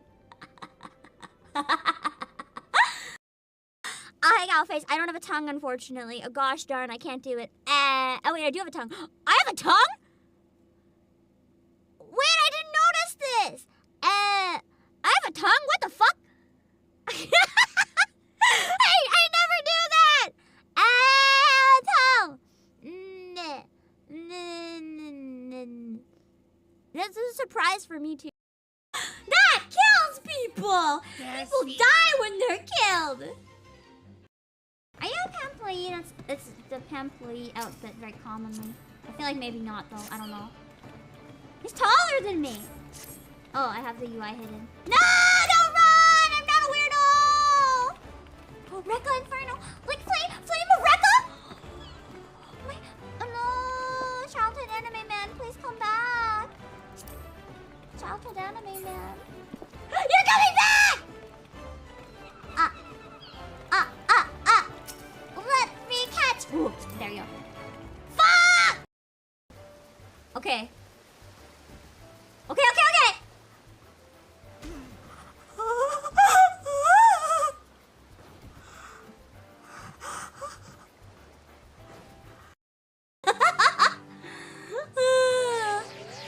It's so bad. Apparently when you emote while taking a selfie, it can sometimes make your face stick that way. Damn. I'm invisible! Guys, I yeeted out of existence! I'm gone! Like this. Why would you ever use this when you can like swishy swishy swishy swishy swishy swishy swishy swishy swishy swishy She cut through the air like fucking butter. Do they get turned on by the nose honks? Honk honk. He unlocks it. No, there's still, oh my god, it's still going.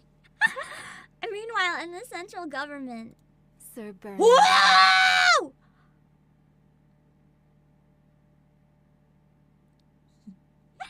I've seen her design a long, long time ago, and I have been dying to meet her.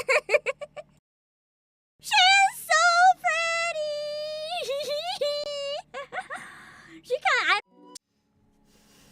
Okay, I have an important post that I just saw that made me laugh. So, I don't know if you guys have seen, but a lot of people have been getting really mad about Twitch, saying that Twitch is no longer counting lurkers as viewers for, analytics and things like that. I don't think it's true. And I'll show you why I don't think it's true. But because of that, a lot of creators are being like, yeah, no, it's just your views are going down because this time of year is really, there's a lot of competition, a lot of people streaming, they're on summer vacation, a lot of people are too busy to watch streams. It's a very competitive time of year, and a lot of people, their views go down, and that's normal. It happens every year. But on YouTube, I've heard some people say it. I will say my numbers have gone down a bit on YouTube, so that one feels a bit more legitimate to me, maybe, unless it's just the same thing and things go down. But on Twitch, I don't think it's true because let me just check. What does it say? I'm gonna hide it again after. It says 14 people are watching me on the Twitch side right now. But in terms of chatting, we have had like not that many. So it's definitely counting some people that have never spoken. It's definitely counting some lurkers. And if you're lurking on Twitch, thank you! I think it still counts them, but everyone's basically freaking out about it. And I found this one tweet that made me laugh really hard. This by Shindigs. The new Twitch announcement about viewer count is extremely unsettling. I have on good authority they stopped counting lurkers and chatters. They stopped counting everything. Nothing was real. Streaming never existed. The accident was years ago. Please wake up. Please!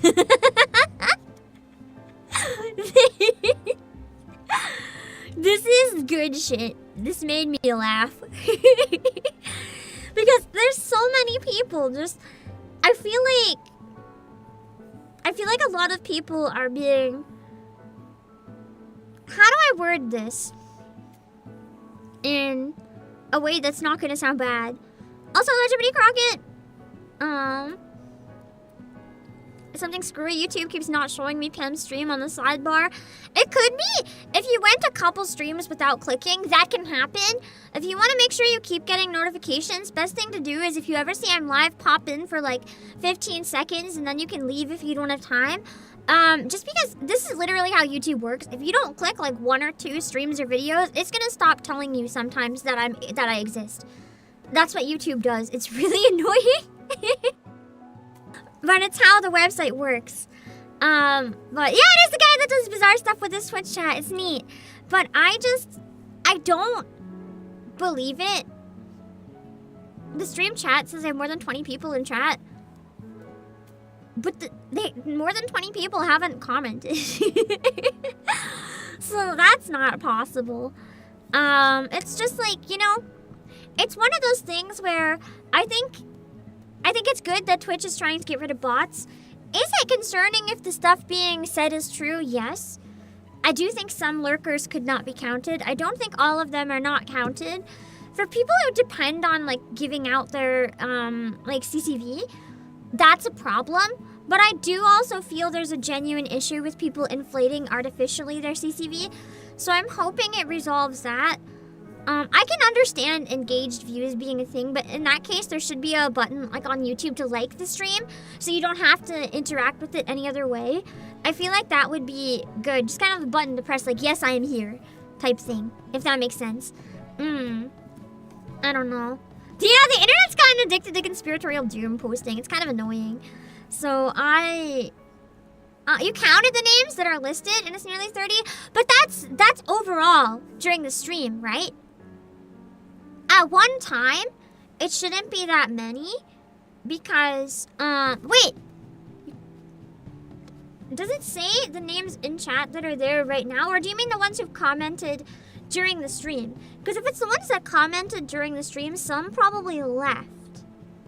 But it tells me there's 14 viewers, so if there's a list that says how many people are there right now, maybe it is not counting people, I don't know. I mean, either way, it's not having a huge effect on me. So the lurk command, maybe I should consider making something for it in case. And what I can do is just not say hi to people who only use that in case they just don't want to be shouted out and want to be like quiet. I really don't know if the conspiracy has any merit or not. It's concerning if it does. I don't really know if it's true. Because it seems like to be blunt, this is gonna sound very rude. And I say this as somebody who has, like, I'm happy to an extent with the number of views I have on a professional level. It might be a problem sometimes, but like on a personal level, I'm very happy with it. And the reality is, if your views are going down, most people don't want to turn introspective. They don't want to realize, why are they going down? Is there more competition? Are people busy? Have I not innovated enough lately? Is it my content? Am I the problem? People want something external to blame, something easy. So that instead of saying, how can I improve my content? They can just say, Twitch hates me. And it is bad if Twitch is doing something to sabotage people. But I also think people need to think inwards a bit. Sometimes it's not even your fault. It's just the way things work out. And like, I recently had a stream that had like 30 viewers at a lot of it. And it was a stream I wanted to do a lot. And you know what? It happens. You can't just count on magically growing as a streamer. It's one thing too that I largely believe when friends ask me for advice if they want to get into streaming.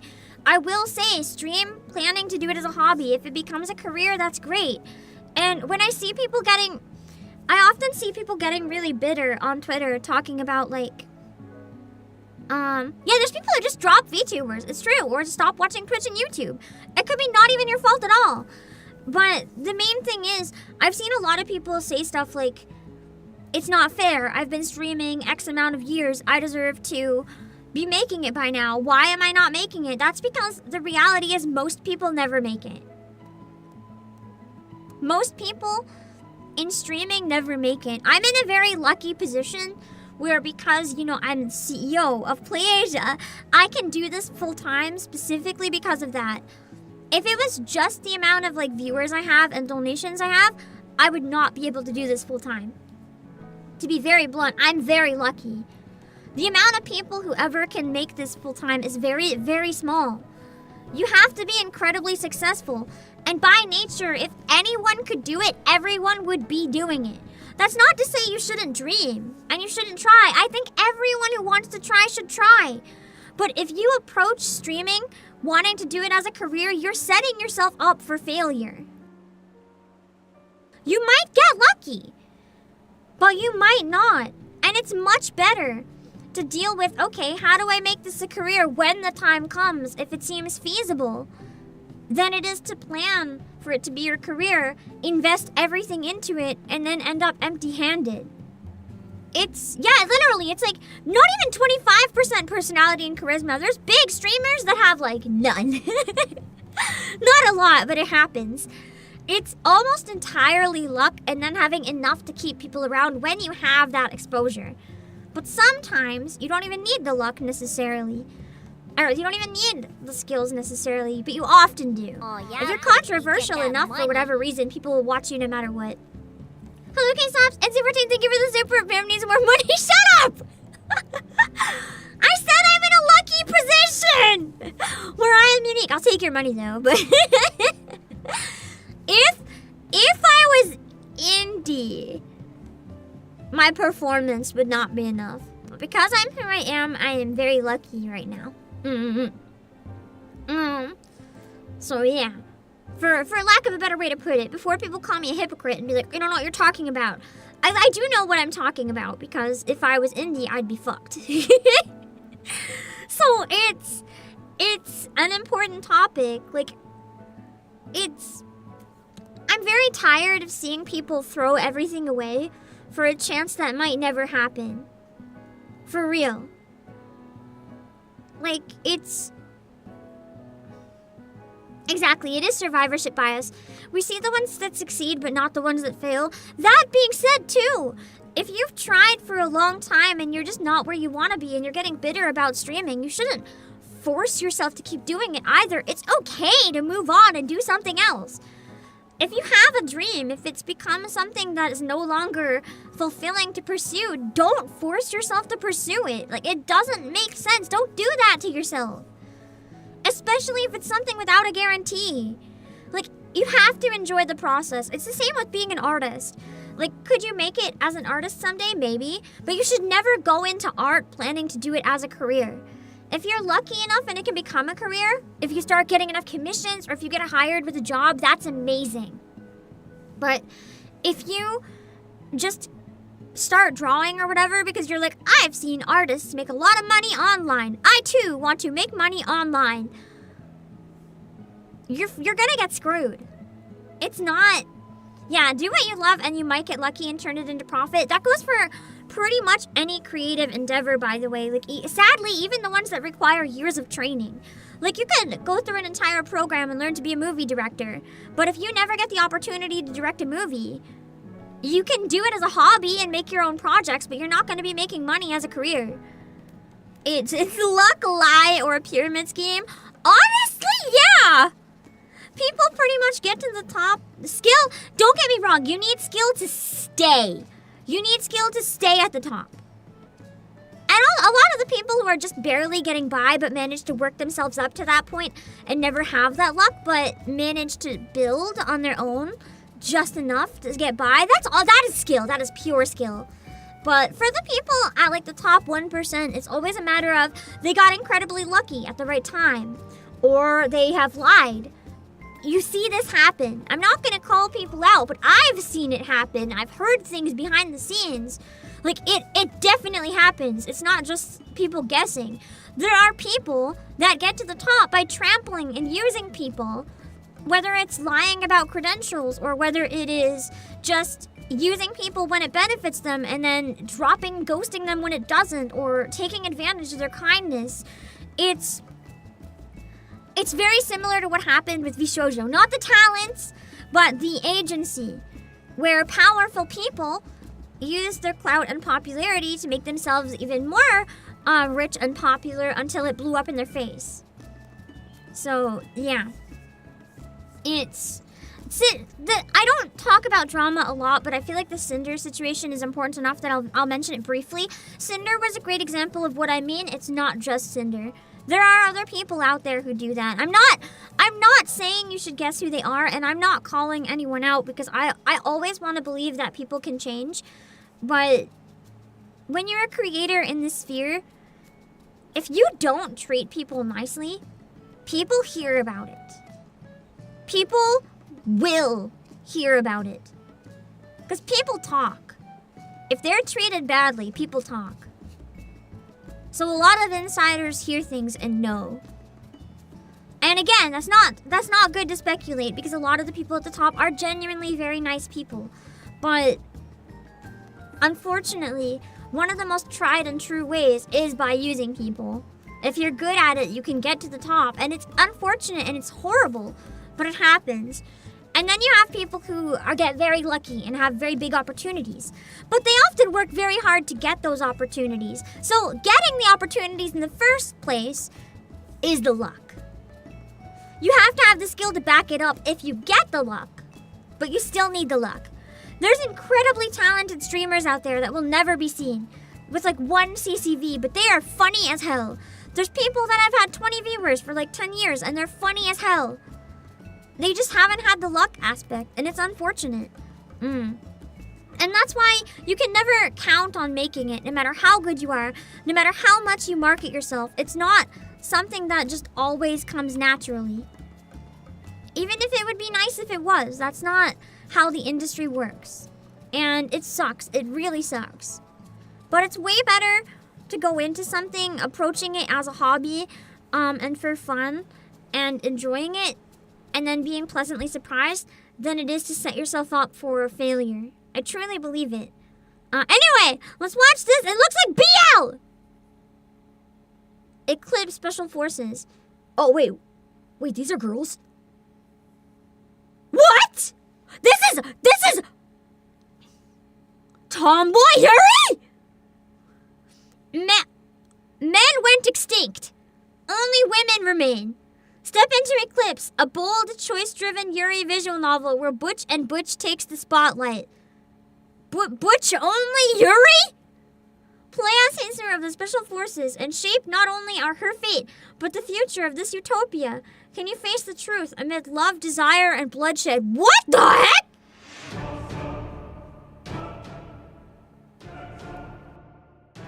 I thought it was Yowie!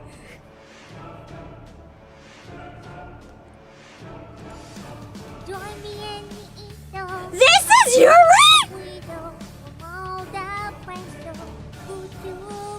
And girls, Marcus! Give me a sec.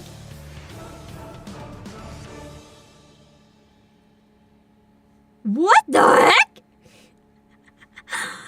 The demo is out now, but I don't think we have time to play it today. It kind of looks like a manga. This is one of the most unique stylized visual novels I've ever seen. Yeah, we're eating good tonight. I got baited, but I'm not complaining.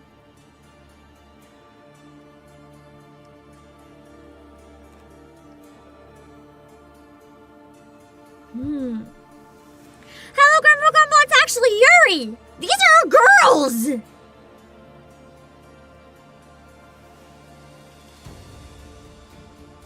Men are extinct. It's tomboys.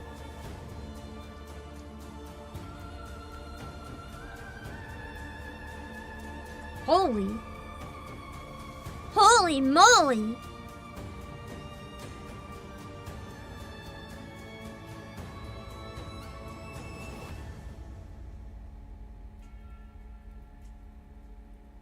I literally... Sorry, I'm in shock. I literally thought this was Yowie. What the heck? They do kind of look like K-pop band members. The K-pop boy band, but the plot twist is they're all women. I would Oshi everybody in that band. Dang. Holy moly. Holy moly. Hand holding. That's particularly lewd looking hand holding. I am not complaining, but I am very confused. Is this like an opening?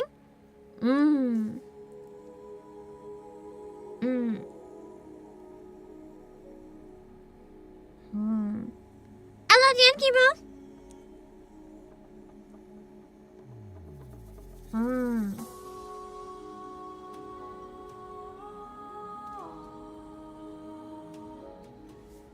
Ooh, I like the music a lot too. The vibe is good.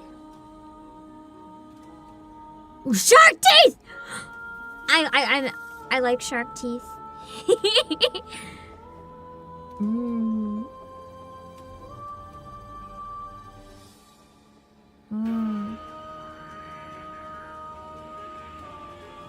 It'd be crazy if that was the player.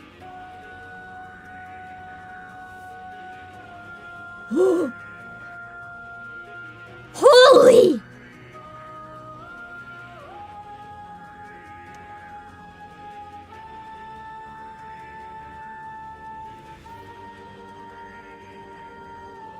The vibes in this are kind of immaculate.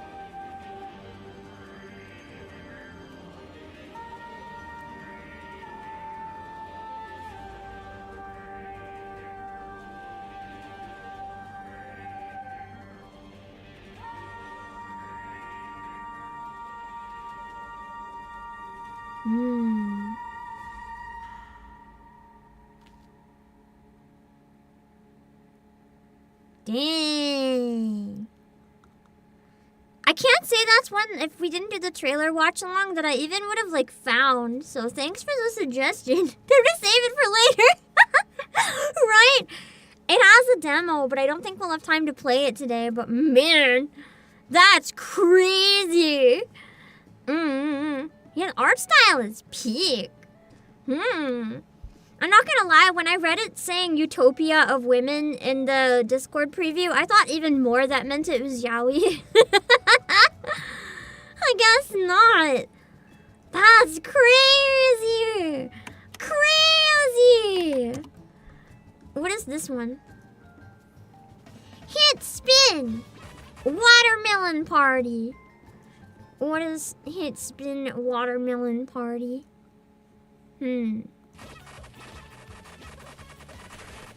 Why do the watermelons have bodies? This is weird.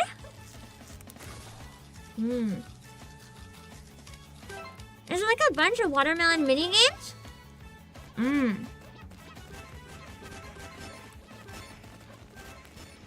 Oh, it's like Mario Party, but watermelons. That's what they mean by party.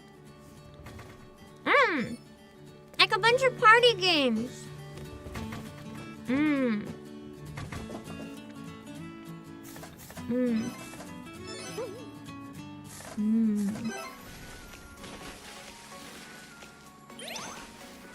Interesting.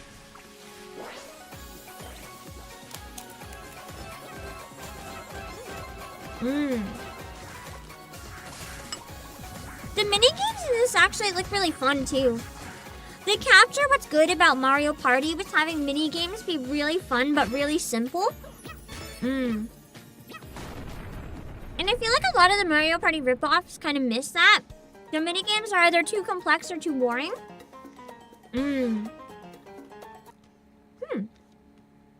Interesting. It does a pretty good job. And it comes out tomorrow. That looks decently fun. Watermelon party.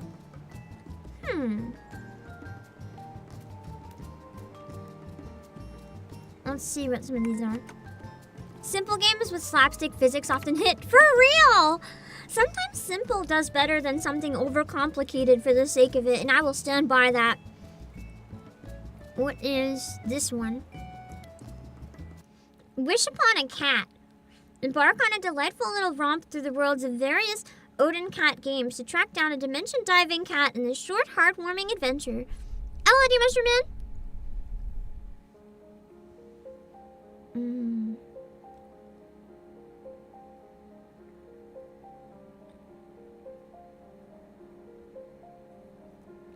Ooh.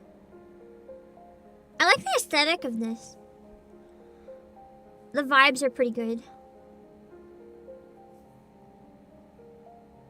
Pixel games also just hit really good, to be fair. So it seems to be like a combination of some different games they made, maybe? My only complaint with it is the art style doesn't seem super consistent between characters, but if it is a mashup of games, that could be part of it. It could just be normal.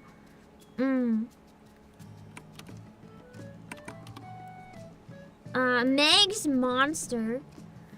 Let's see.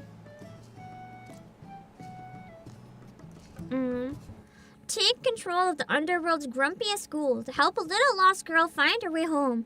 In this creepy cutie indie adventure, just be warned, if she cries, the whole world dies. It has a demo. If she cries, the whole world dies. What do you mean? What a brat.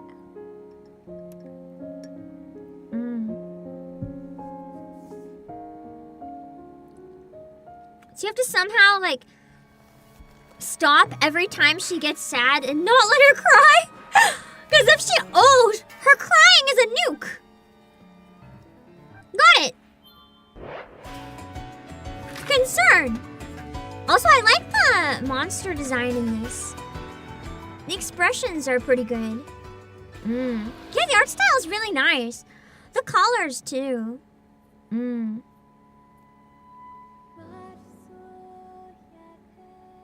Ooh, this song is nice. I don't know how I've never heard of this before. It seems to be one of the games by the team that made the one above, because it's an Odin Cat game. So probably sections from this are featured in the other one. The reviews are very positive and overwhelmingly positive, so it looks pretty good. Your internet is shit, oh no! I'm so sorry. I really like the vibes of the song. Sets an interesting tone for the game. I would have assumed the OST was more along the lines of something like Undertale, but that's a nice surprise. Makes me wonder what deeper stuff there might be to the game.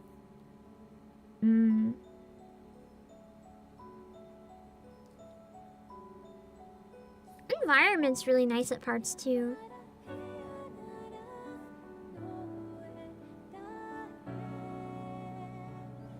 I really like the harmonies.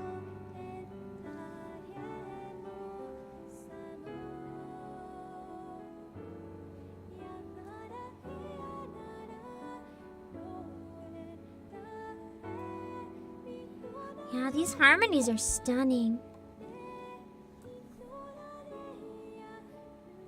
Oh wait, I forgot to go back! Thank you, Azamakis, for your super. Thanks for talking about these events and shedding light on the subject. You're welcome. It really breaks my heart when I see people have, like, impossible standards for themselves, I guess is the best way to put it.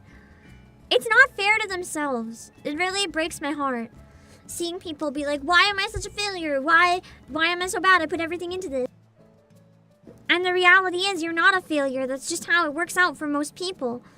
And I wish more people would think that way. Instead of, you know, thinking they'll never make it or whatever. It's just breaks my heart. What is this? Sparks ignites to 5D pixel art. What is this trailer? I don't think the trailer's in English, but visually it should tell us enough about it that we're probably fine.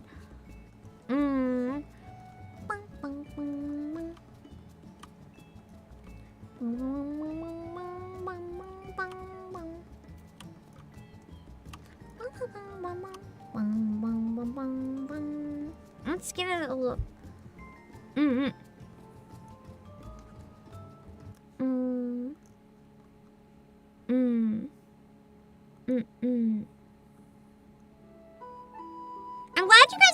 I'm glad you guys enjoy though, and also just don't get annoyed when I go into real topics. It's just as an industry where a lot of people put their hopes and dreams into everything, it really breaks my heart seeing people so detached from the reality of it. I want people to dream big. I want people to dream big. And I hesitate to say hope low. It's like I don't know how to word it. I want people to dream big, but not set themselves up for failure at the same time.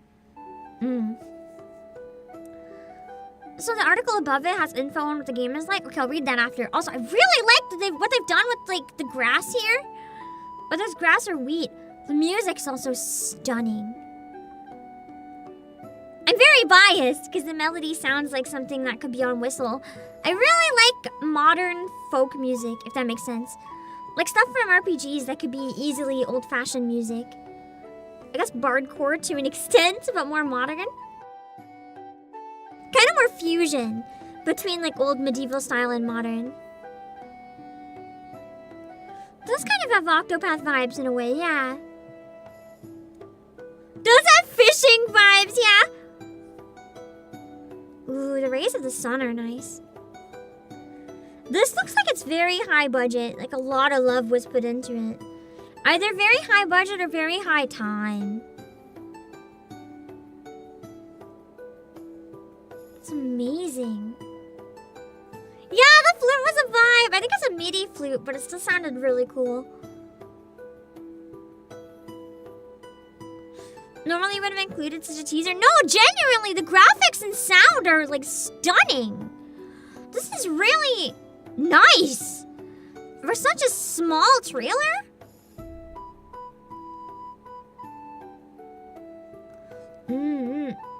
So stay tuned for more info. So there's not a lot of information about this one yet, But let me pull up the article and just read it on my end real quick. So it says it's a Hong Kong developer, Ignocorva Studios, has announced Spark Ignites, a 2.5D pixel art fantasy RPG currently in development for PC and Steam, or via Steam. A release date has not been provided. Set in a world where the Star God grants a single wish every century, Spark Ignites follows orphans Ash and Clover as they set out on a pilgrimage to witness this miracle. However, they learn of a truth hidden behind centuries of ritual. Players will have a choice of stealing the god's power or rejecting their rule entirely. That sounds interesting. Hopefully there's like 2 really different endings. The story is shaped by player choices that influence not just the main plot, but also the growth and fate of your companions. Loyalty and betrayal are gameplay mechanics that affect party evolution. This sounds really, like, deep. The title aims to feature challenging turn-based combat. Rather than relying on traditional menu systems, Spark Ignites promises class synergy, precise action order, and character-specific traits. The developers describe it as the new turn-based standard, targeting players who want strategic depth over simplicity. While the game uses pixel art, it's presented in a 2.5D style enhanced with next-gen lighting techniques. Interesting.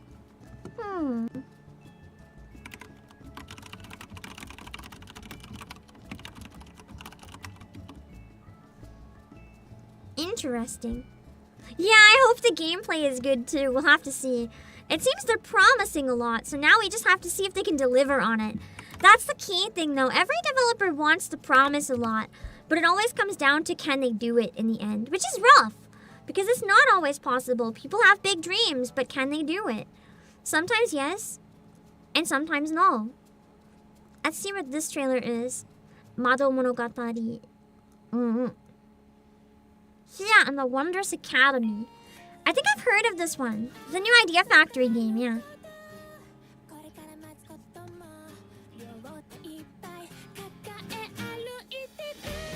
The song is cute. It has nice, like, witch school vibes. Which, I mean, makes sense.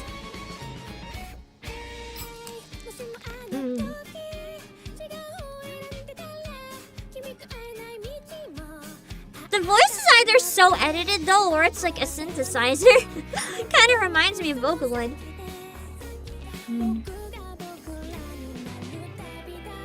That's a neat keychain.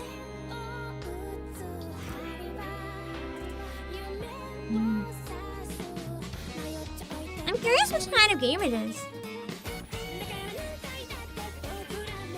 Because it looks like a visual novel, but I wonder if it's an RPG because it doesn't look like an Otome game or anything.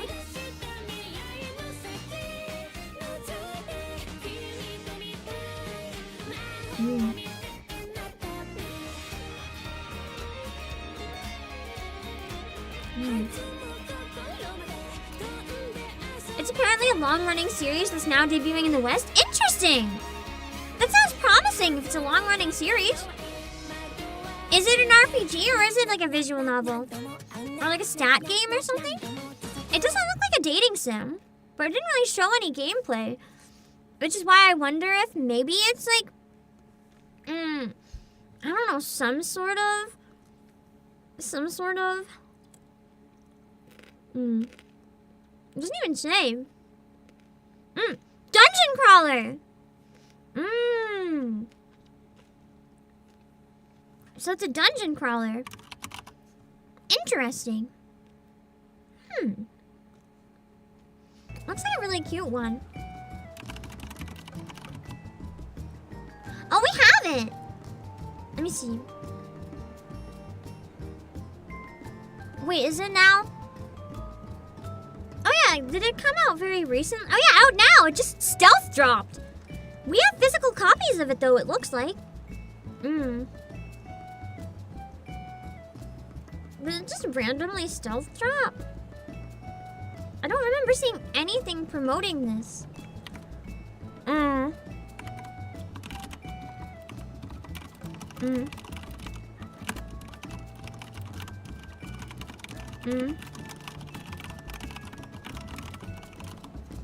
don't know. Hello, TND. I never heard of it, but that's interesting. I made some notes to try looking it up a bit. Oh Oh, no Disgaea trailer. And there's a release date, October 10. We'll probably have a demo sometime before then, knowing them. I really like the aesthetic and the music and the character design in Disgaea, but I've never really actually gotten into playing it, but I need to at some point. Our tale follows a girl who adores Bushido and a man who despises it. The Hinomoto I cannot see them getting along. This cluster of diverse netherworlds believed in a highly venerated code, Bushido. However, that's all in the past.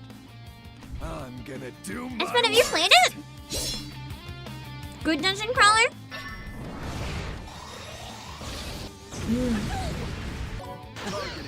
What do you mean, just Gaia?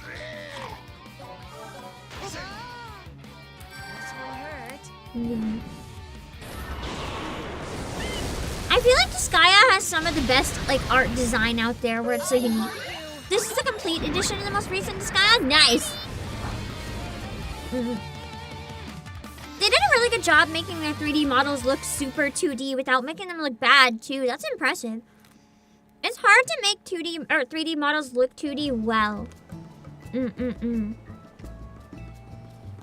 Nice. Let's see. Spy drops. I think we already saw a trailer for this one. I wonder if it's not a new one, but it looked cool enough that I want to rewatch it. I think it comes out this week. As a reminder, if you want to play Metal Gear Solid Booty Edition. I mean,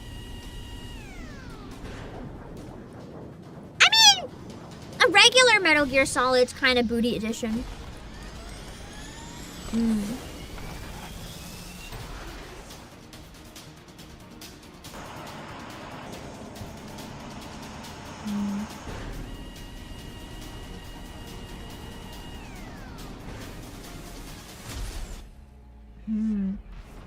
It's more like Legs Edition. You found out it's using AI voices? Are you serious? Not like not just TTS, like actual AI voices? I'm gonna be honest, that's killed any hype I have for it. As someone who would really like to voice act in video games someday, I don't care how low budget your game is, I'd rather play a game with no voices. As soon as I find out it has AI voices, like, it just destroys my soul. And I lose any interest in ever checking it out. That's a huge shame and a big disappointment when I was genuinely interested in this game. The way to kill all the hype for me, man. Hello, dog. Yeah.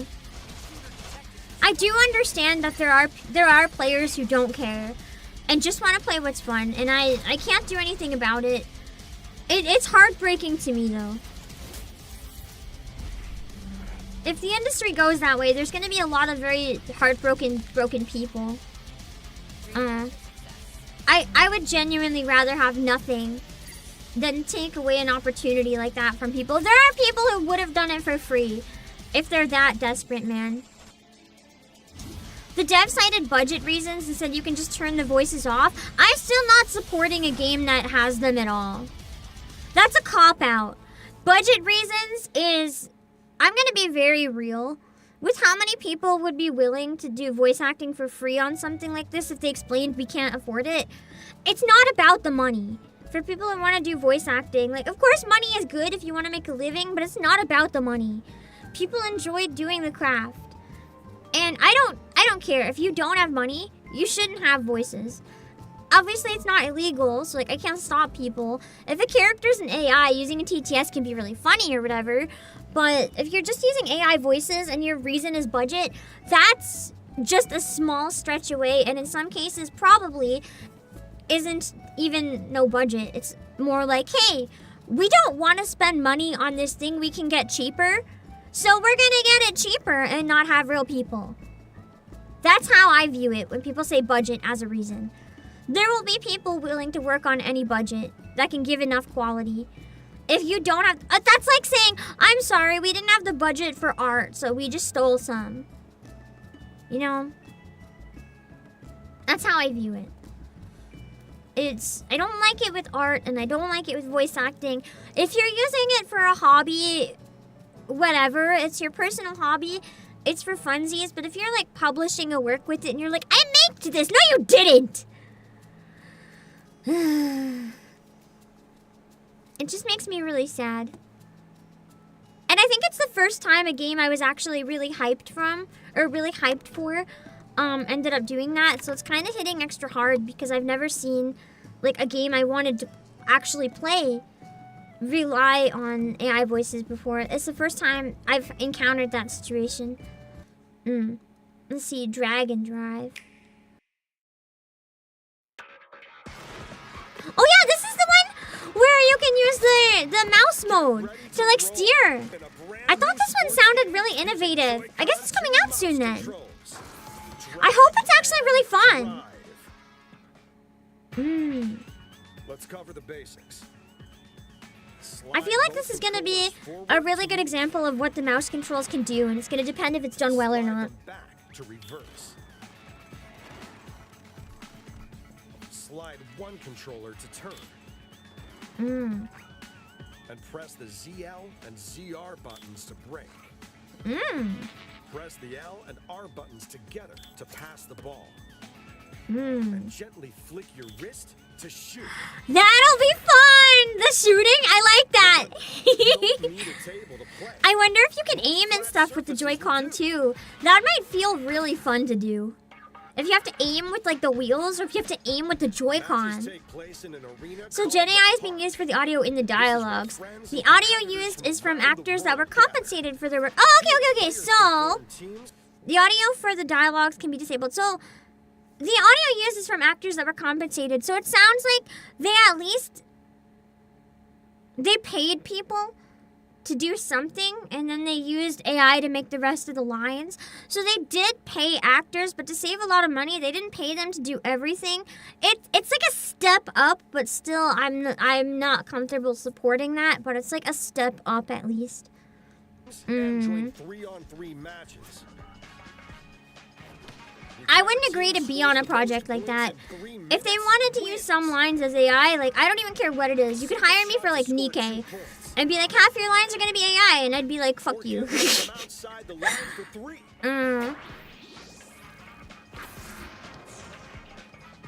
Be sure to keep the ball in play, though. If one team holds it for more than 14 seconds, oh dang! Lose possession. That means even if your team is leading, you might. So you have 14 seconds to get to the basket, or you lose it. Here are some tips to help you succeed in your matches. For a better chance at scoring. Yeah, like small grunts and stuff would be fine. Just like partial voice acting. Have like blips or something for the rest. What's wrong with the classic Ace Attorney blips? In practice, you can see how successful your shot will be. Oh, interesting. So you don't aim, you have to find a good position. You can also gently shake your Joy-Con 2 controllers to wave your hands. That's cute. Use this to signal that you're open. Or cheer your teammates on by clapping. The only thing is with this kind of game, it looks really simple. I feel like this is going to be the type of game that is either going to be really enjoyable or it's going to flop and be really repetitive and die. I can't really see this being anywhere in the middle, so we'll have to see how it does. On defense, slam into your opponent head-on to knock the ball free. Reading your opponent's moves to get in the right position is key. You can also raise your hands to try blocking your opponent's shot. Or slam into them to throw them off their game.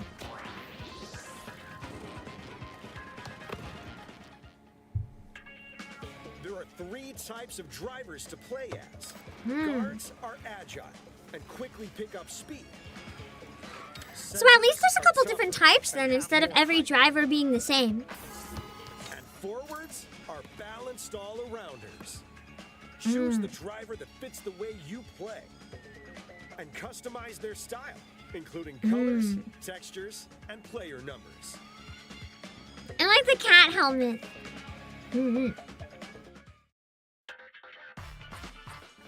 tricks. You'll notice half pipes around the court. Build momentum. Then hit the ramp to gain air. Take advantage of ramps. Oh, to interesting. dunk. By sliding the Joy-Con 2 forward and back, your driver can That could be spin in fun. the air.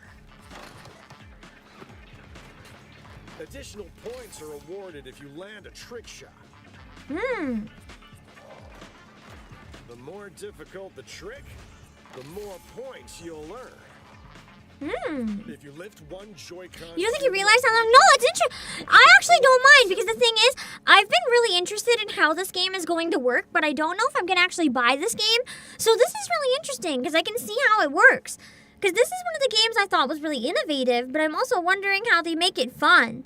Because if it's just like the most basic shit, it's not going to last. This lets you reach higher, so you can better block an opponent's shot. So it is a lot more complicated than it looks on the surface, I think. Trying to block yours. It still depends on how repetitive it is, but it does look like there's a lot of like small details to Lift it. the other Joy-Con 2 controller to bunny hop. That's cute. Bunny hops can earn you more points when scoring, Hello, Fridge. or use them to block your opponent. Bunny hop at just the right time when exiting a half pipe to execute a backflip. Probably no purpose, but it feels cool. Then nail it during a match. Oh, you get bonus points for tricks. Let's talk about parks. Oh, so it's not just basketball. There's also like different places you can go to do tricks and stuff, just for funsies. There's room for 2 matches at the same time, so everyone can play. Team members are chosen at random. Looks like Nintendo's gimmick You can game. opt out Yeah, of it looks like playing they have if enough there's gimmicks that it might optional actually not be a bad game. Move over to Friend Park to play with your pals. You can host a park or join one a friend has made. You can also share a Does kind of feel like Tony Hawk as a baseball or as a basketball game, yeah. Not baseball. And with game chat, you can talk to your friends while playing. The music feels like Zenless Zone Zero. There are also mini games to play between matches. Navigate obstacles and speed toward the goal in circuit sprint. Or be the first to gain possession of the falling ball in rebound scramble. Test your mettle with even more challenges on the park's outer rim, like a game where you try to score as many points as possible within the time limit. The jumping on the rope seems fun with these controls. Your participation preferences for matches and mini games can be changed at any time while in the park. Yeah, gimmick games are usually fun. My only complaint with gimmick games is I often feel they're not worth like a full AAA game price. Just if they tend to be kind of short, but they tend to be rather fun, yeah. There are 9 difficulty levels, so this is a great way to Oh yeah, so train it up. changes. It's not just constantly the same. It'd be fun if they had items too. Like Mario Kart type items.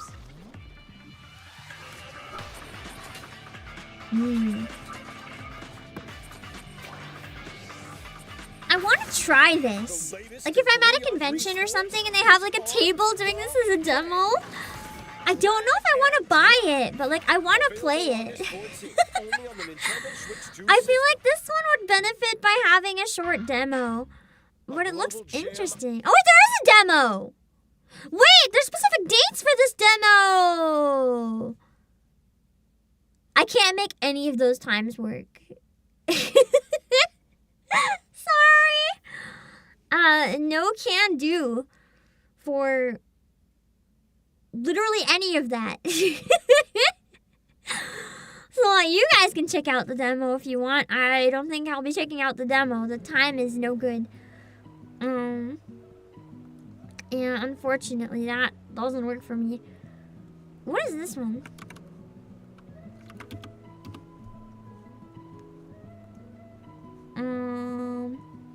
Tales of the Shire is the Lord of the Rings game. What do you mean the Switch is getting a Lord of the Rings game? The absolute heck? Huh?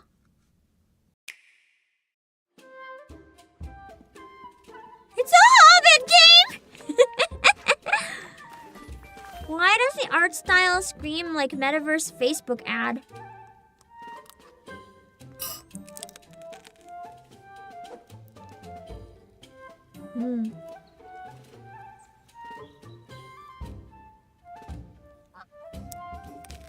Tales of the Shire. Screams Metaverse Facebook ad. I guess it's out now. Oh yeah, if we have more time, I was gonna say Mario Paint today could have been fun. The Hobbit home builder farming game. Something I never knew existed. For those of you who haven't heard, Mario Paint is out now. Mario Paint is on Nintendo Switch Online. Hi there, and welcome to the world of Mario Paint. This is a game that's all about creation and fun. In fact, you can even play with the game logo. See, this letter changes Mario's size, and this one makes Yoshi appear. And then this one, whoa! Quick, start the video,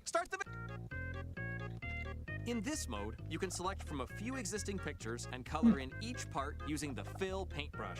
Didn't expect it. They kind of just surprise dropped it. It's amazing. And pattern options. You can even fill in Yoshi with more Yoshis, if that's your thing. Here is where you can create something entirely your own using the different available I want to use the music if you one. make a mistake, just click the undo dog icon. Hello, to mercenary. go back a step. It's not as good as what we got now, but it's meant to be fun and With the silly. It Nintendo doesn't need Switch to be 2 good. system, you can use either a left or right Joy-Con 2 controller as a mouse to cultivate your creative creations. And if you have an I'm glad we didn't get it until now, because with a mouse, is really the best way to have Mario Paint. Mice, let's go check out the break room. Welcome to the break room. Through the magic of neglect, God, you can really tell how old this game is and how dated it is. A soggy, steaming pile of sickness. And well, this is how you get flies. On the bright side, this is a great place to blow off some steam by slapping the proverbial paint off these bugs. Just watch out for King Watinga. How has America spent so much time back then with the Flu Sweater game? It does look fun, to be fair. That's not funny. I've never played Mario Paint. This mode is a great place to create game sprites. But I've seen and cool other music objects stuff that one came out of pixel it. At a time. You can save up to 15 different stamps and even create larger objects by piecing them together. Fun fact, do you know why it says special stamp in the frame? If so, please tell me, as I didn't have time to check that before this video was due. It's like Minesweeper. Like you mess up and you blow up. Here you can animate your creations and really start to bring them to life. You can animate up to 9 frames before they repeat. And then you can move them along the path, like this. That's cool. Hey, that looks pretty good. But there's one more thing we should add before we're done. In this mode, The you can select music. from 15 different sounds to help bring the song in your heart to the outside world. And yes, we do have a dog, cat, pig, goose, and baby as sound It's very options. limited, In but this it's really case, fun. let's You compose can make a something lot of for our like anime favorite songs and random pharmacological stuff with plumber. it. I call this piece that one Dr. Mario song I found within the Mario Paint Player's Guide, or Fever for short. The entire game feels like a fever dream of a game. And it's Now that free. we've It's just combined on all Nintendo the Switch elements, Online if you let's have take a it, from look what I at understand. completed scene. This looks great, so we're ready to save our work. Previously with Mario Paint, you had to visit this robot to save your finished creation. And you still can whenever you feel like jamming out to this sweet beat. But with a Nintendo Switch Online membership, you can now utilize different suspend points to preserve 4 completed masterpieces. Mario Paint has some catchy music, and you can enjoy those tunes on the Nintendo Music app, as those tracks will hit the service at the same time as the release of Mario Paint. Nice. Speaking of that, does anyone know when all this stuff will go live?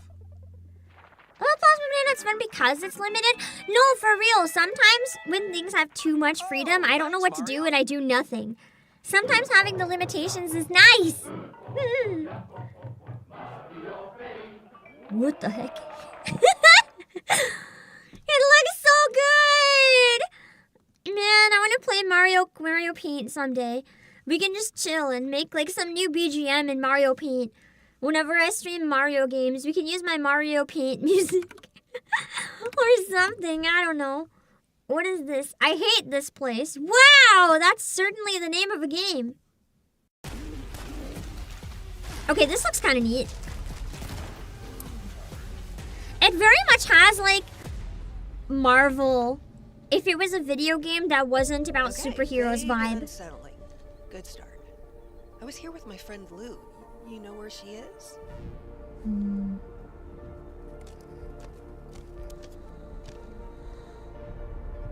I didn't think we'd actually summon anything. It was a joke, a dare, mostly. I like the sound effects, how they show up as words. Gives it that comic book style of the shooting too. Eleanor, and he listened. That carries a weight, a cost. I like the colors a lot in this. The aesthetic is satisfying. As they will notice you. I will say the music doesn't quite match the cheesiness of the graphics though. I wish the music was a little more ham. Like it was a little more self-aware. Oh, what was that monster? Wait. I can't be the only one who found this design incredibly sus. Yikes! Yikes! Fine, I'll bite. If I die in there, I am haunting you. If you die in there, The game looks cool though, yeah. under different circumstances. It's a posture indeed. Interesting. I might keep an eye on that one. It looks really unique. And you guys know how much I like stuff that's unique. I don't think I ever would have heard about that one otherwise.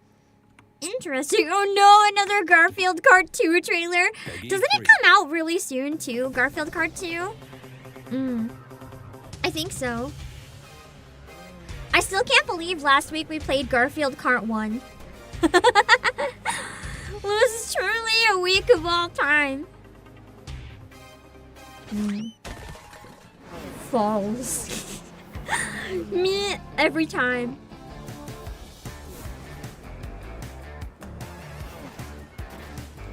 I like how this one looks like they somehow got like quadruple the graphics budget, but absolutely no more of gameplay budget. Like the weight of the cars still looks really bad. But hey, they have updated graphics, right? Speed of the cars though looks fun. In racing games, the speed of the cars is a big thing that can make or break a game. 3 times the budget, all spent on lasagna, I'd believe it. All you can drift. So drifting is probably going to be a big part of it. Interesting. I mean, for a game that really doesn't need to be made, they sure put a lot of effort into it.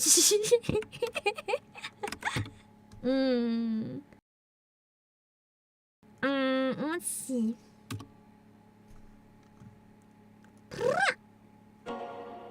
Let me pause real quick. Oh, this one came out today! Hold on. I gotta resize some stuff.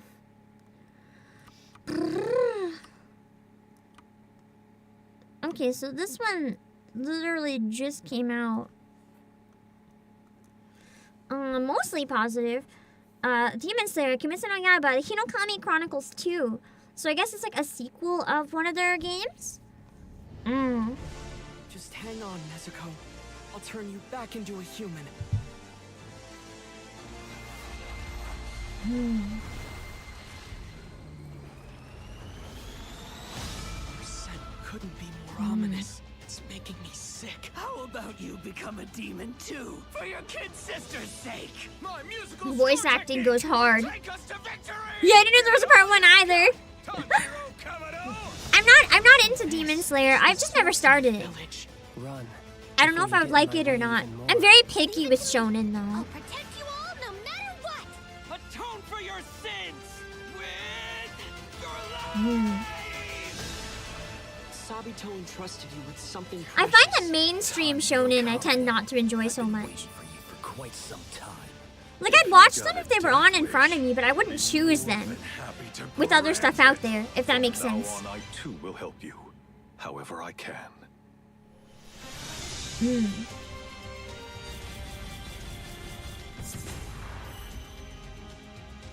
Our mission is to kill demons. I will say the fighting graphics, like the attacks visuals look really nice in this.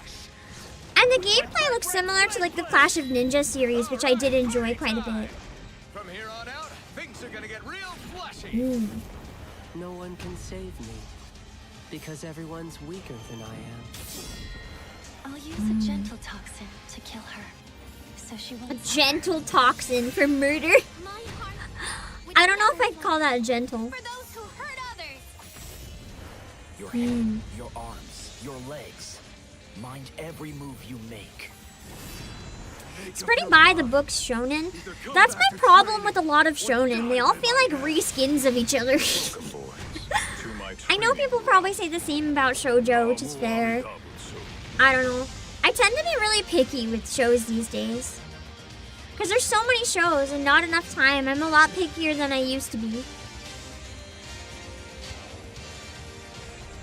I mean, considering the two anime that I'm caught up with right now from this season are Takopi and Nukitashi, I don't know what that really says about me.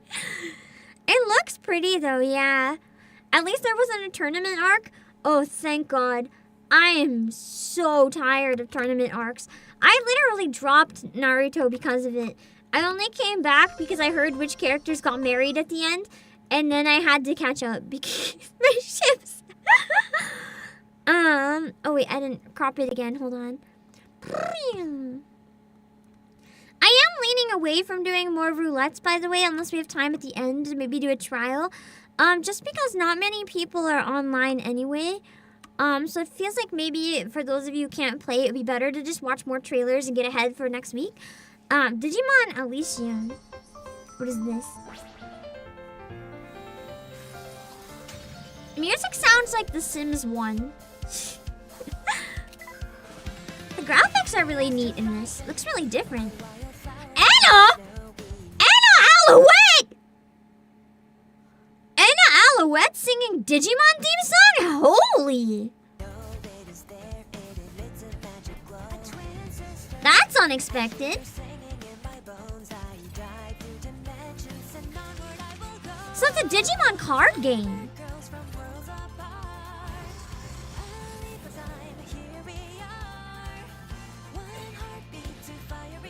This looks kind of interesting, actually. I'm not gonna lie.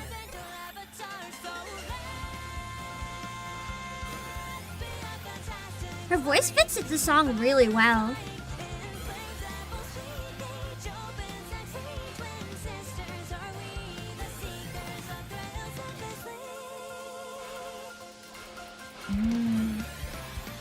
I've never even heard of this before, but this looks really fun. Almost like Pokemon Coliseum, but for Digimon, but with trading cards, maybe. Unless it has a story. I don't know. It's under development, so we have a lot of time to wait for it. Interesting. I'll have to keep an eye on that one. I'm really curious about it. That is interesting. The Digimon TCG is super fun. You can combo without going into the insanity Yu-Gi-Oh reaches. I've never played the Digimon TCG, but it's good to know that it's a good one. Oh, Shantae! My sibling got a physical copy of Shantae. I think there's the newer one that came out for GBA. But it only shipped out recently. It was accidentally sent to me. They put my address, and sibling was like, hey, can you hold on to it? So technically I have it right now. They're like, you can play it if you want, but just make sure I get it. I don't know if it's this one or not, though. I haven't played Shantae to really know. I just know about the series.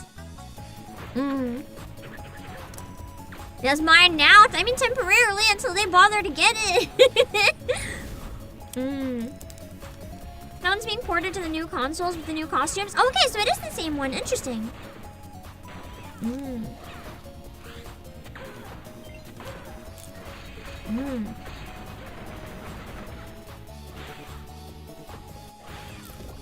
Oh, Anthony, damn, it took so long to ship that they're porting it to new consoles. August 19. Interesting.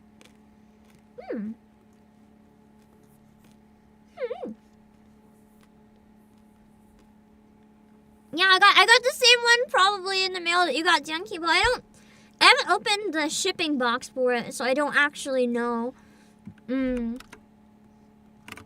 Let's see.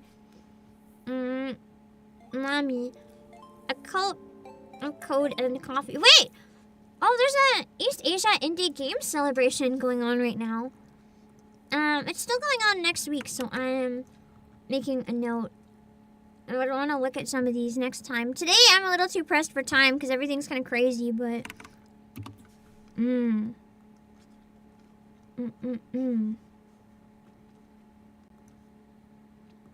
Hold on, it has a demo.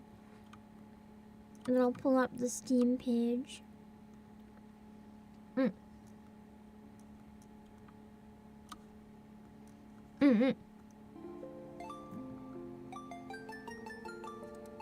Ooh, I like the sound design.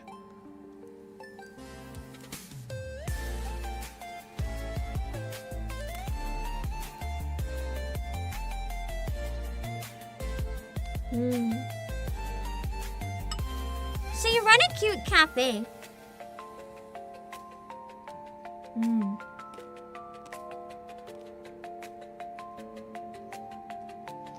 I like that you can customize all the colors. That's not common in a lot of these sim games.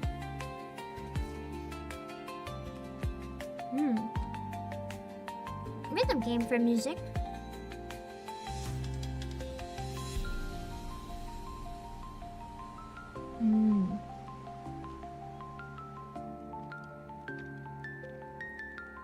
Yeah, it looks really cute and cozy.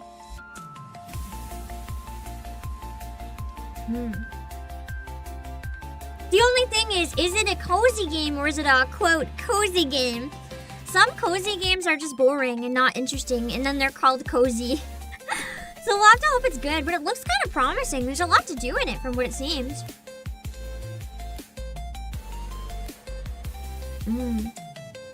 So you can craft to, like, upgrade the robot girl?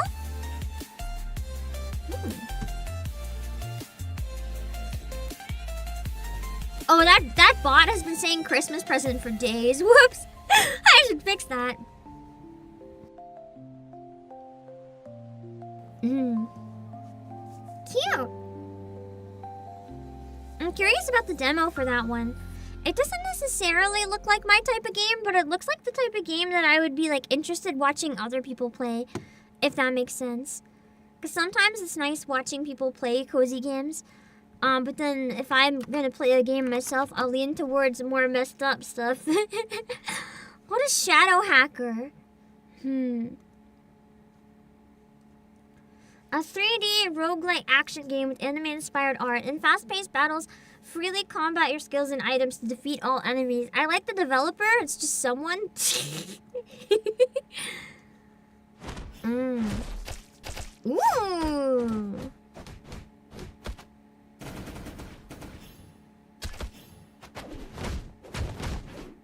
There's no music yet, but the combat looks really nice. Visually, it's super appealing.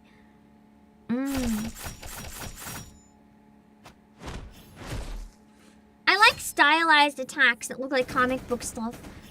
It reminds me of like Zenless Zone Zero in a way, but not quite the same style. Kind of more its own thing, but with similar strengths, if that makes sense. Hello, James Jackson. Fun cozy game is one that you can min-max in it with, or one that's just chill and fun but has like content to do instead of just sitting there and there's nothing to do, and that's why it's cozy. There is an English trailer for Varlet as well. If this one's shorter, we can watch it, but if it's just as long, we watch the Japanese one. It's 2 minutes. Oh wait, the voices are still in Japanese, and it doesn't really... It has English text a little bit, so let's see. I'm just gonna edit it a little slowly. Don't worry, I know you can hear it. We've already seen it, so I'm not too worried if we miss tiny sections while I set it up. Okay.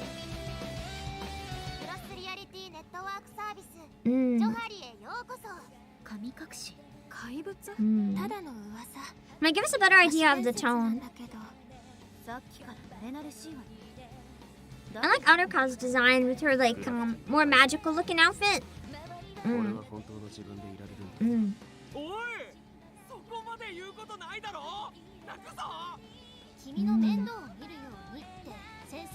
It's kind of mixing up the ones that I thought were protagonists and antagonists here, putting them together in a way, I think. I like Emma, she seems fun. So the enemies are glitches. Ooh, the dungeon designs are really nice.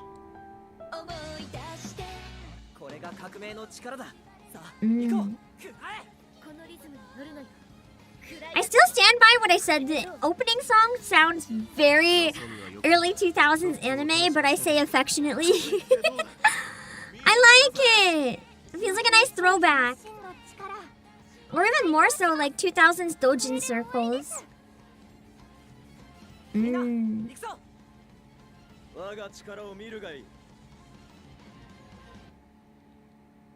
an interesting one. I'm curious about it enough that I want to check it out when it comes out, or if there's a demo. I don't know if it's one that I would like guarantee I would play, but I'm very curious about it. What is this? Godzilla versus Mecha Godzilla. That sounds intimidating. Let's see. Are you just like on a drone witnessing this in the game? Or is this... No, this doesn't look like a movie, because I think you're controlling it, right? It looks like a game. Yeah. Wait! Wait, this is an amusement park ride! What? This is like what you see from the seat. Is it like an amusement park ride that has like a big screen or VR? What do you mean this is an amusement park ride?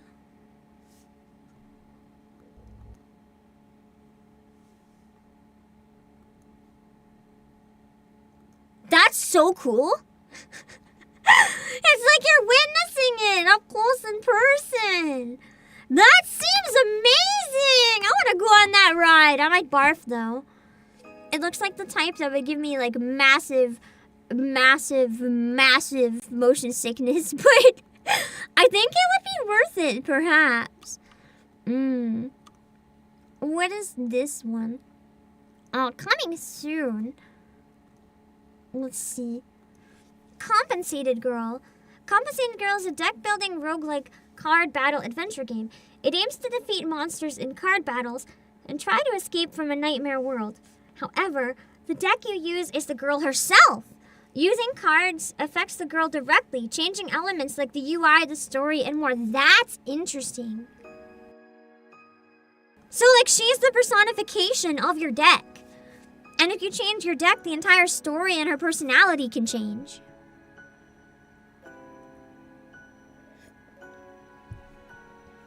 I haven't seen the preview for Samurai Pizza Cat's game. It sounds familiar, but I know whatever it is has been brought up before, and I don't really know it.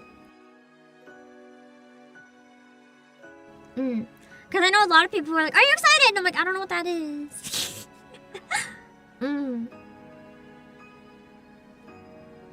Interesting. I like the character design in this. It's got that simple, like... Yeah. It's got that simple fairy tale vibe that I like. Like fairy tales, but something's a bit off. It's one of my favorite aesthetics. I wonder how like dark it can get too. Like here she grows wolf ears. I guess that depends on some cards in the deck and stuff. I like that! That's so cool! That seems interesting. I'm gonna keep an eye on that one. Let me see. Let me see. This one is on Steam sale. Oh wait, this is on the Nintendo store. I can't pull that up. I'll get the Steam link.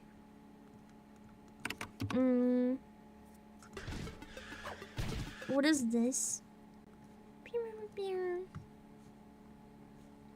Okay, this one is Peachy Derby. This is a casual racing game where the girl, Natsuki, is forced to join the ninja racing tournament to pay off her debt. Includes 10 playable girls, 600 Japanese voices, 16 story chapters. So it's a racing game that has story chapters. And the music goes pretty hard. So it's like racing but running. Wait, this looks really fun! It's like a card game, but you Naruto run?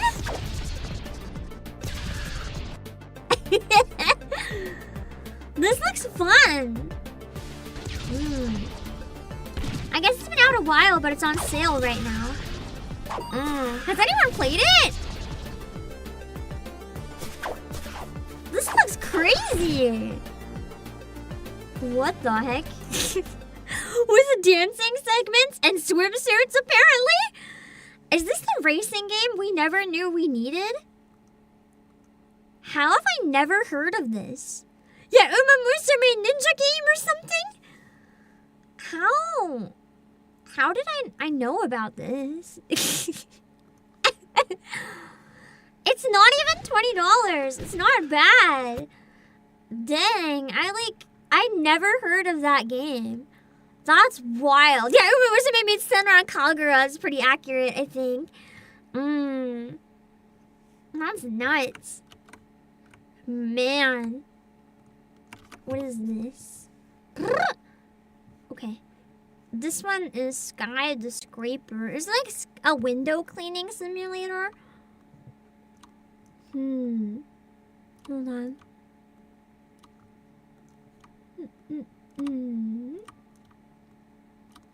I should have set up multiple captures so this wouldn't be as painful. Okay.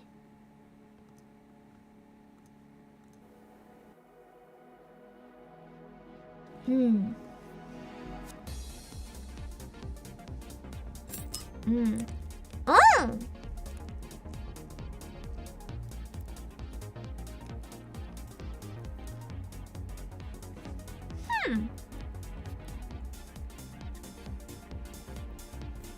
I thought it would be your typical, like, 3D low-budget indie simulator, but this looks really unique.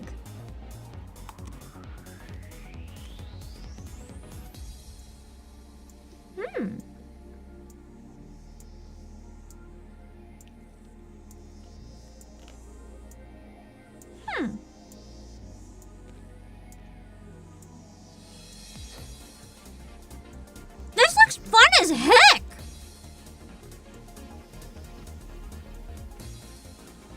This looks honestly like a sleeper hit. Yeah, high-action shooter game. I think it's gonna fly under a lot of people's radars, but that looks really fun! It suddenly came out 6 days ago, it looks like, but that's an interesting concept. I didn't think you could make cleaning windows look so genuinely amusing. Hello, gamer dude. That'd have been a fun one to play.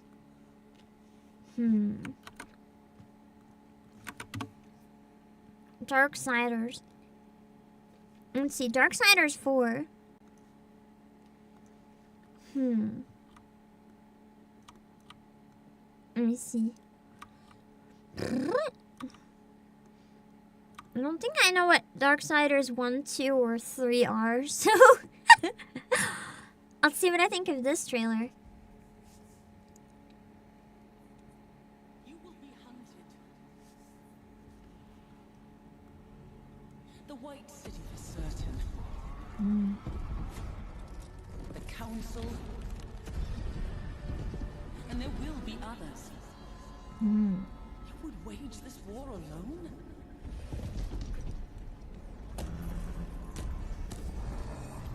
No. Not alone. Very cinematic trailer. Flame horses are kind of cool. The third game was meh. That's a shame. So I guess for now it's just a teaser. But if the third game was meh, It's a little concerning for the fourth one. Let's hope it steps up, maybe. We'll see. For anyone who's played the first game, this hits hard. Ooh! So it looks like a throwback to some older stuff that happened in it. Interesting. What is this? Let me see.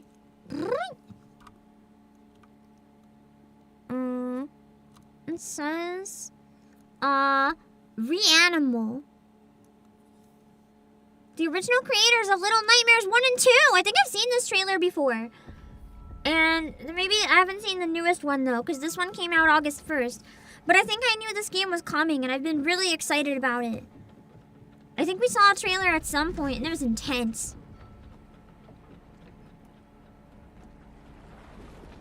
I'm excited for this one. Little Nightmares, I still gotta play it too. Little Nightmares 1 was peak gaming.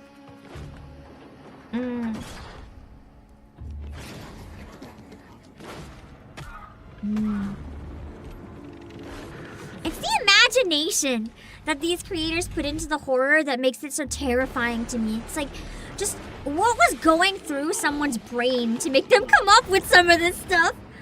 It feels like Little Nightmares 3. I didn't finish the DLC on the first game, no. I don't think so. I got decently far with it though.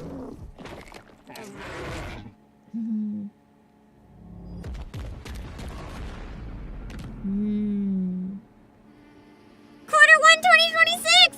Which feels so much sooner than it should, because that's in like 6 months. That's uncomfortable. Where did the year go? But that's exciting. I really want to check that one out when it comes out. Oh, what is this one? Ooh, I don't think I know anything about this one. Let's see.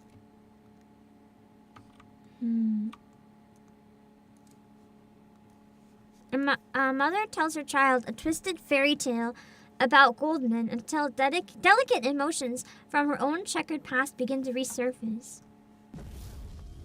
Mom, can you hear me? Was I not a fool for believing a boy?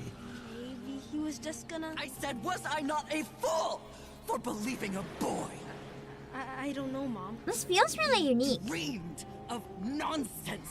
He was cruel because of nonsense. And the only thing I will say about the voice acting, and this is the opposite of what I very often say, it feels like the mom might, unless it's part of the way she's telling the story, it feels like she might be going a little too over the top to the point it's not believable anymore, because people don't really speak like that. I'd rather have it be a little over the top than a little like undercooked, but it's like a little much. Nonsense. He was it sounds forced. Because of nonsense, and I. But maybe that's what they're going for. In nonsense, and one day, Mom, if you don't want, and one day, because it sounds like reading a children's book. Do you understand me or not? Sorry. The Eternal Life of Goldman. I like the creativity in this one, though. I wouldn't mind checking it out when it comes out. The animation is really nice. And you guys know I'm a fan of really unique games that stand out, so I'm curious about it. Also, Jumbo, thank you so much for subscribing on Prime. I appreciate it a lot.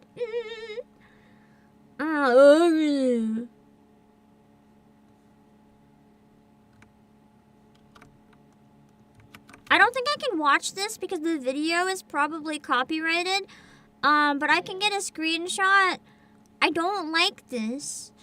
I don't like this. And because of the source, I think it's real. I don't like this. It's too big. It is way too big. This is not okay in any way. Ugh. Nope!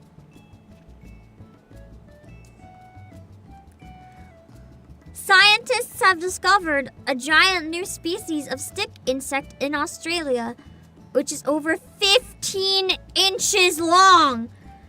And researchers say may be the heaviest insect in the country. That's not a stick bug, that's a branch bug.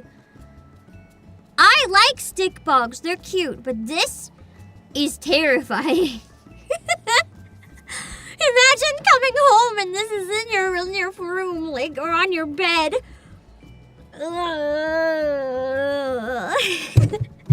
I dropped my controller. I'm so traumatized by this thing.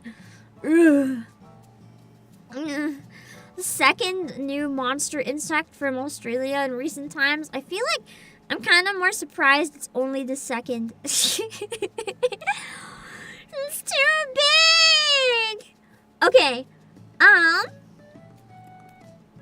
Let me see. So we got down to, I think, where some of the fighting game trailers start. Should we do, what would you guys prefer? We're not gonna finish the trailers no matter what, but I think I have around 10 or 15 more minutes for this stream before I have to start getting ready for the tournament. Would you guys prefer to keep watching some stuff or do one more roulette and I can do it as Bard if there's not enough people? We know I have the house now. Wait, we can look at the Final Fantasy news for the rest of it. I'm gonna pin where I left off. I didn't look at Final Fantasy news yet, and I promised I would look at anything that I could.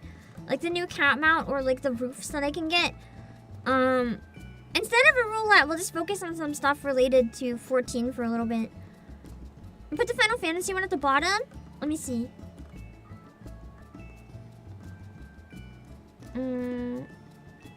Is this trailer okay? Oh, that's the cat trailer! Yeah, I haven't seen it yet, but I wanted to.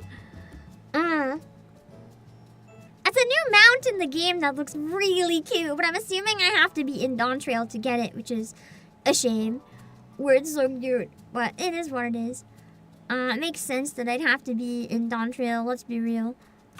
Oh no. Oh no. Hold on. Oh no! OBS is broken, I can't crop things. Hold on. Maybe if I make a new source, it'll work. I might not be able to show anything else anyway, unless I take screenshots. Okay, it's working again. Phew. It was stretching stuff instead of doing what it should have been doing, and it was weird. This is the new mount! It's so cute. Giant fluffy cat! Oh, you stretch! And you lick the paws! Yes. I'm assuming those are all like mount emotes probably. Look at them all go together! They're so fluffy! This is definitely either a paid one or one way later in the game. I don't... Let me try it. Hold on. Let me click the link. I feel like it's probably a paid one.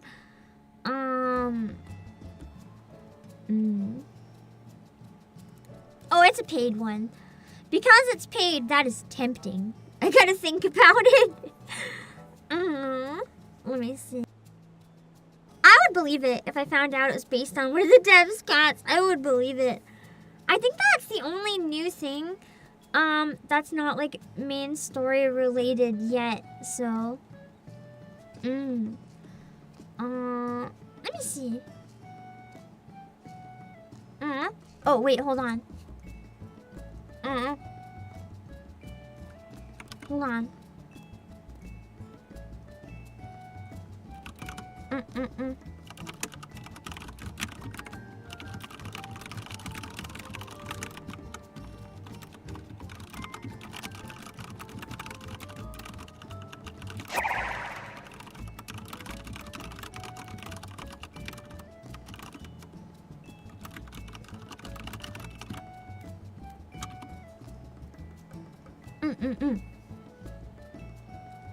Let me see.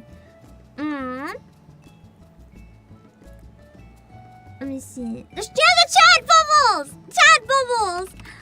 Let me see. I think I can find a video for that. And then I want to look at roofs real quick. We gotta decide a roof. I might not be doing most of my decorating today. I kind of do want to make the Andy and Lily basement. But I gotta look into that. But first I want to look at the chat bubble. So this is like a random YouTube video showing them off. I'm just gonna go get a screenshot from it. Because that way it's easier than like finding a video. I don't think I'm gonna turn this feature on. I think it would make my screen too busy, but I also think it's really cute for like people who stand in like towns and stuff and just want to converse. I think for on stream it would be too much. Hello Astoria, but it is kind of cool.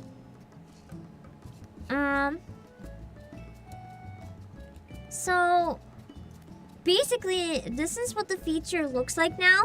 So chat settings are out. You can have them show up like as chat bubbles above the character's head, which I think is especially going to be nice for roleplay. And for people who just want to sit and have casual conversations in the game, you can like look at the characters instead of the chat box, and it's just a little bit more immersive, I think. Which is always a nice touch when games are a little more immersive. I like that. But I think I'll leave it off on my end, probably. But I think it's a neat idea. I really like that it exists. I just don't think I'll use it. I'm trying to look up exterior housing guide. I gotta pick which exterior I want.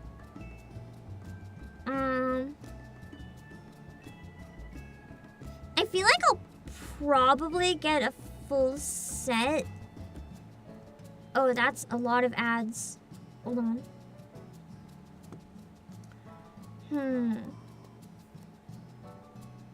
Could be fun to mix and match though.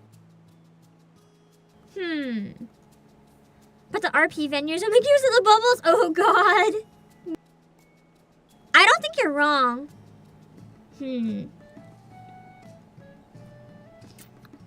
Exterior. All. How do you find the full exteriors? Like not just the walls, but like the full sets. Is there a word to search for that?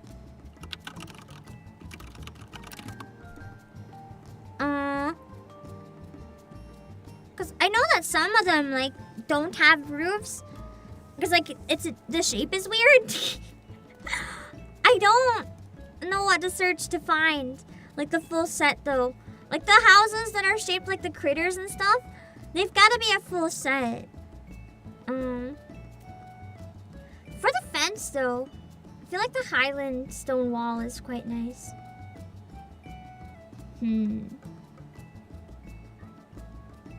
Or just finding people. True! Somebody can make a bubble for like where they are. You can see them easier. That would be good. I feel like as a streamer though, I trust you guys, but I feel like it could get out of hand a little easy. So it might not be worth having.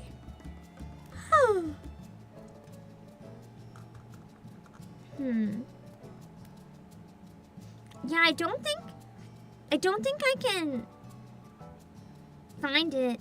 Because there's no separate section for like walls versus roofs. I might have to look into this off stream then, because it seems like it might be a pain in the butt to find what I'm looking for. I'm just scrolling through a couple pages right now, but I don't want to take too long. I know there's like a Paisa house or something, and like a number of other ones that are not just walls and a roof.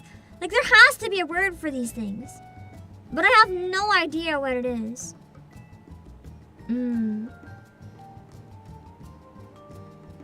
Like some of them are walls and then a roof. Oh wait, it is a roof separately, maybe. Because I found it and it doesn't look as creaturey as I thought it did.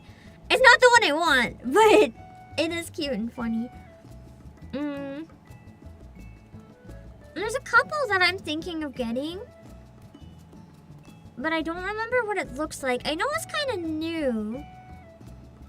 I'm scrolling through some stuff trying to find it. It looked really cute and it reminded me of a building that I saw once in real life. When I was traveling, there's a house that felt like a Hobbit house or something. Could put some interior decorating posts in the thread. It could help me a bit, yeah. I just don't know what the word is for the one I'm looking for. The gingerbread could be cute too, though. I don't think it's the country cottage, but it might be. I think it might be the country cottage because nothing else kind of looks quite right. Unless it's one that's not on the particular website that I'm using, maybe? I thought there was like a new one where it felt kind of like a very farmy hut, for lack of a better way to put it. I do like the carbuncle cottage, though. I might get the carbuncle cottage. We'll see. I like that it has all the creatures on it. It's really cute. I don't think it's the florist walls. The palette instead. Am I awake? That is subjective. It's not the florist one. Sorry, I can't show this. The site's full of ads. I don't trust any of these. I'm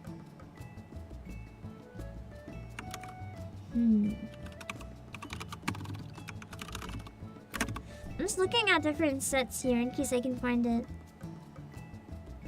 It's not the microscopically small log wall, though that one's also kind of cute. I like that it has grass on the roof.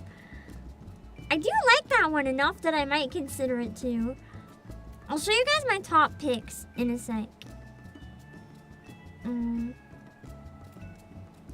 These are all images from Google, of course. Like, I didn't take them, but...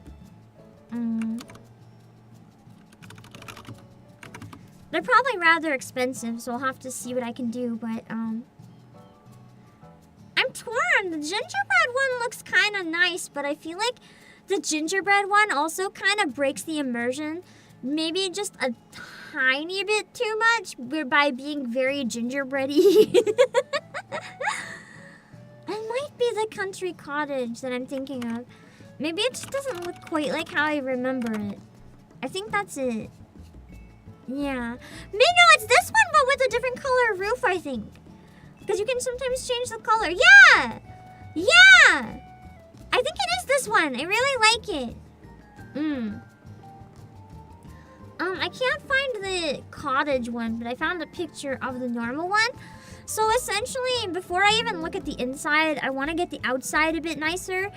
But there's this one, which I was eyeing, which is the carbuncle exterior, because I really like, you know, little animals and pets and stuff, so I thought this one was kind of cute.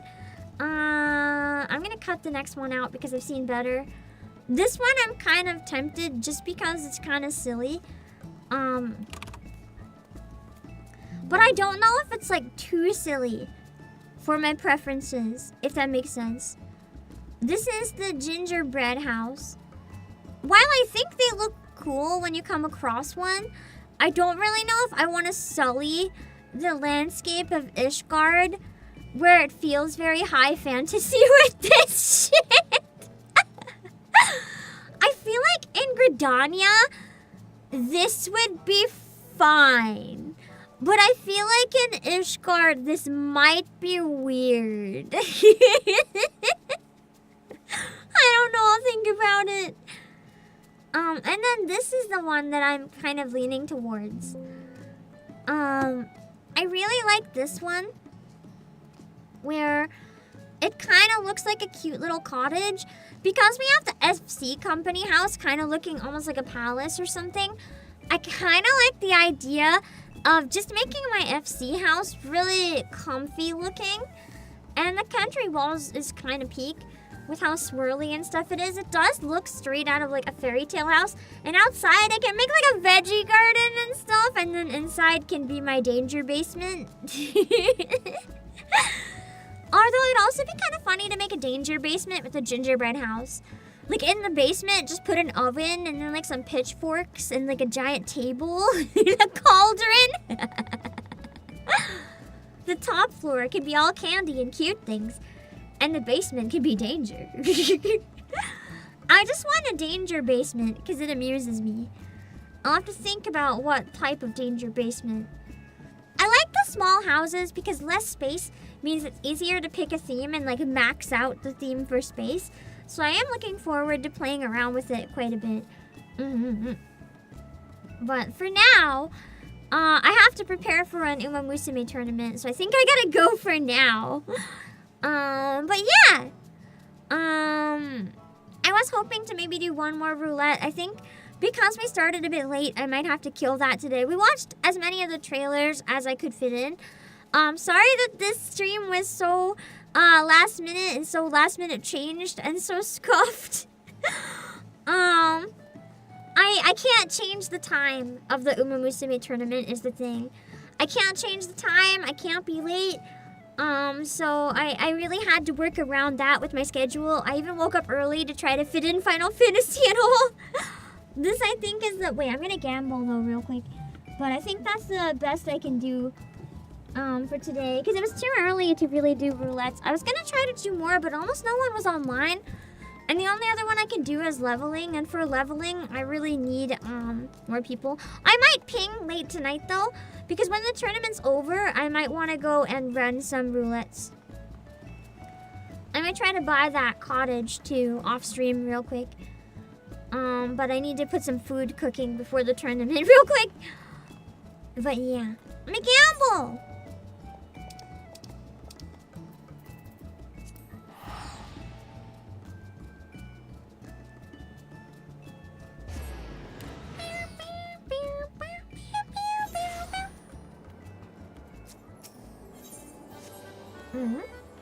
Food is for weaklings? It's me, I'm weak!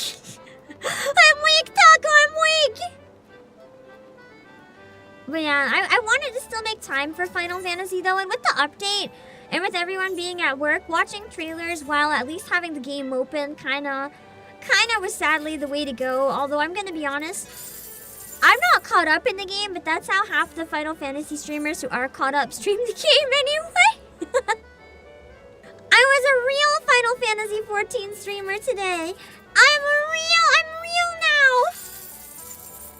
now. Let's see. I feel like once you're caught up in an MMO, a lot of the MMO streams are just either new content if there is any, or it's a React stream in disguise. How else will I go? Let's see.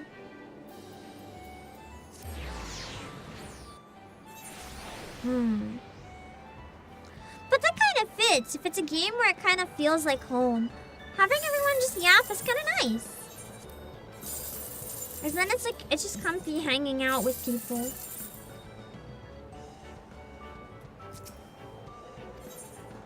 Third boss down, finally? Are the new raids hard?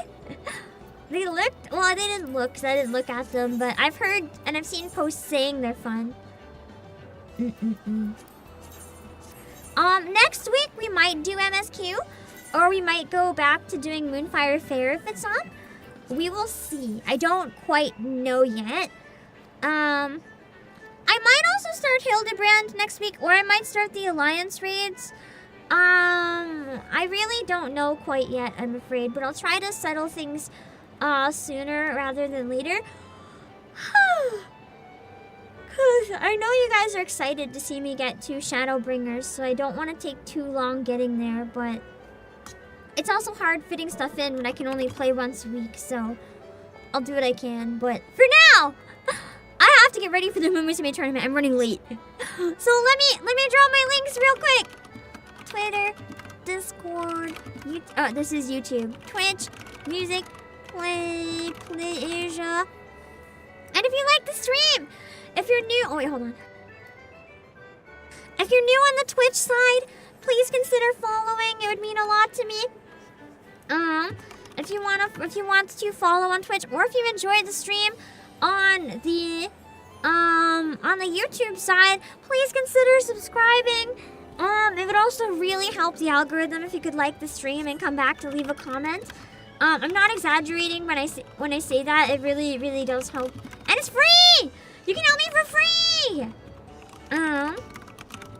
And if you want to help me not for free, You can buy stuff from PlayAsia using my link. And I will see you guys in just under an hour. I am starting the Uma Musume tournament half an hour early so that we have time to yap and talk about some stuff. But then I have to be really strict about when I stop yapping. So I will see you guys soon. Bye-bye. I didn't take any pictures in game today, whoops. Okay. I'll raid on Twitch and I'll raid my waiting room on YouTube. So if you're on the YouTube side, just hold on if you want to go, and then you can hit the alarm bell so you know right when I come back.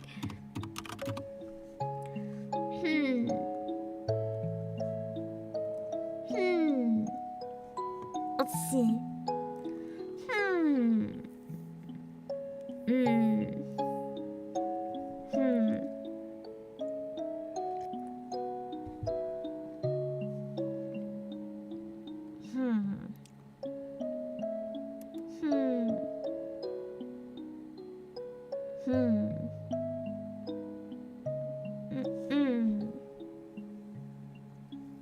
Let me see. If this raid works, I'm not sure. Because this isn't a mutual, it's just someone I follow, so I don't know if it's gonna work or not, but we'll give it a try. Hold on. I found a just chatting stream. We can raid Radia. If you're into monster girls, you're kind of winning. I'm gonna read into here. Make sure to read the rules so you don't say anything that would be weird. And then I'll find my waiting room to raid it on YouTube. Let me see.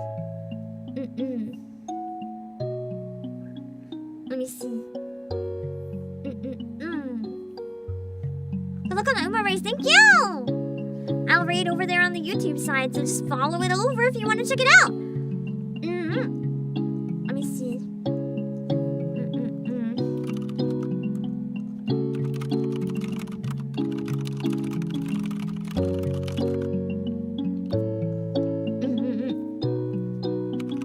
Let me see on YouTube. Let me set up my reading room.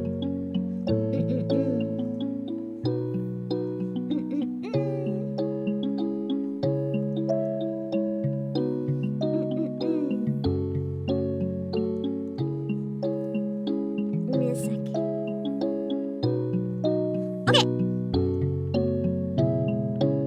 There we go. I'll see you guys soon. Bye bye. Oh, and let me double check the rating.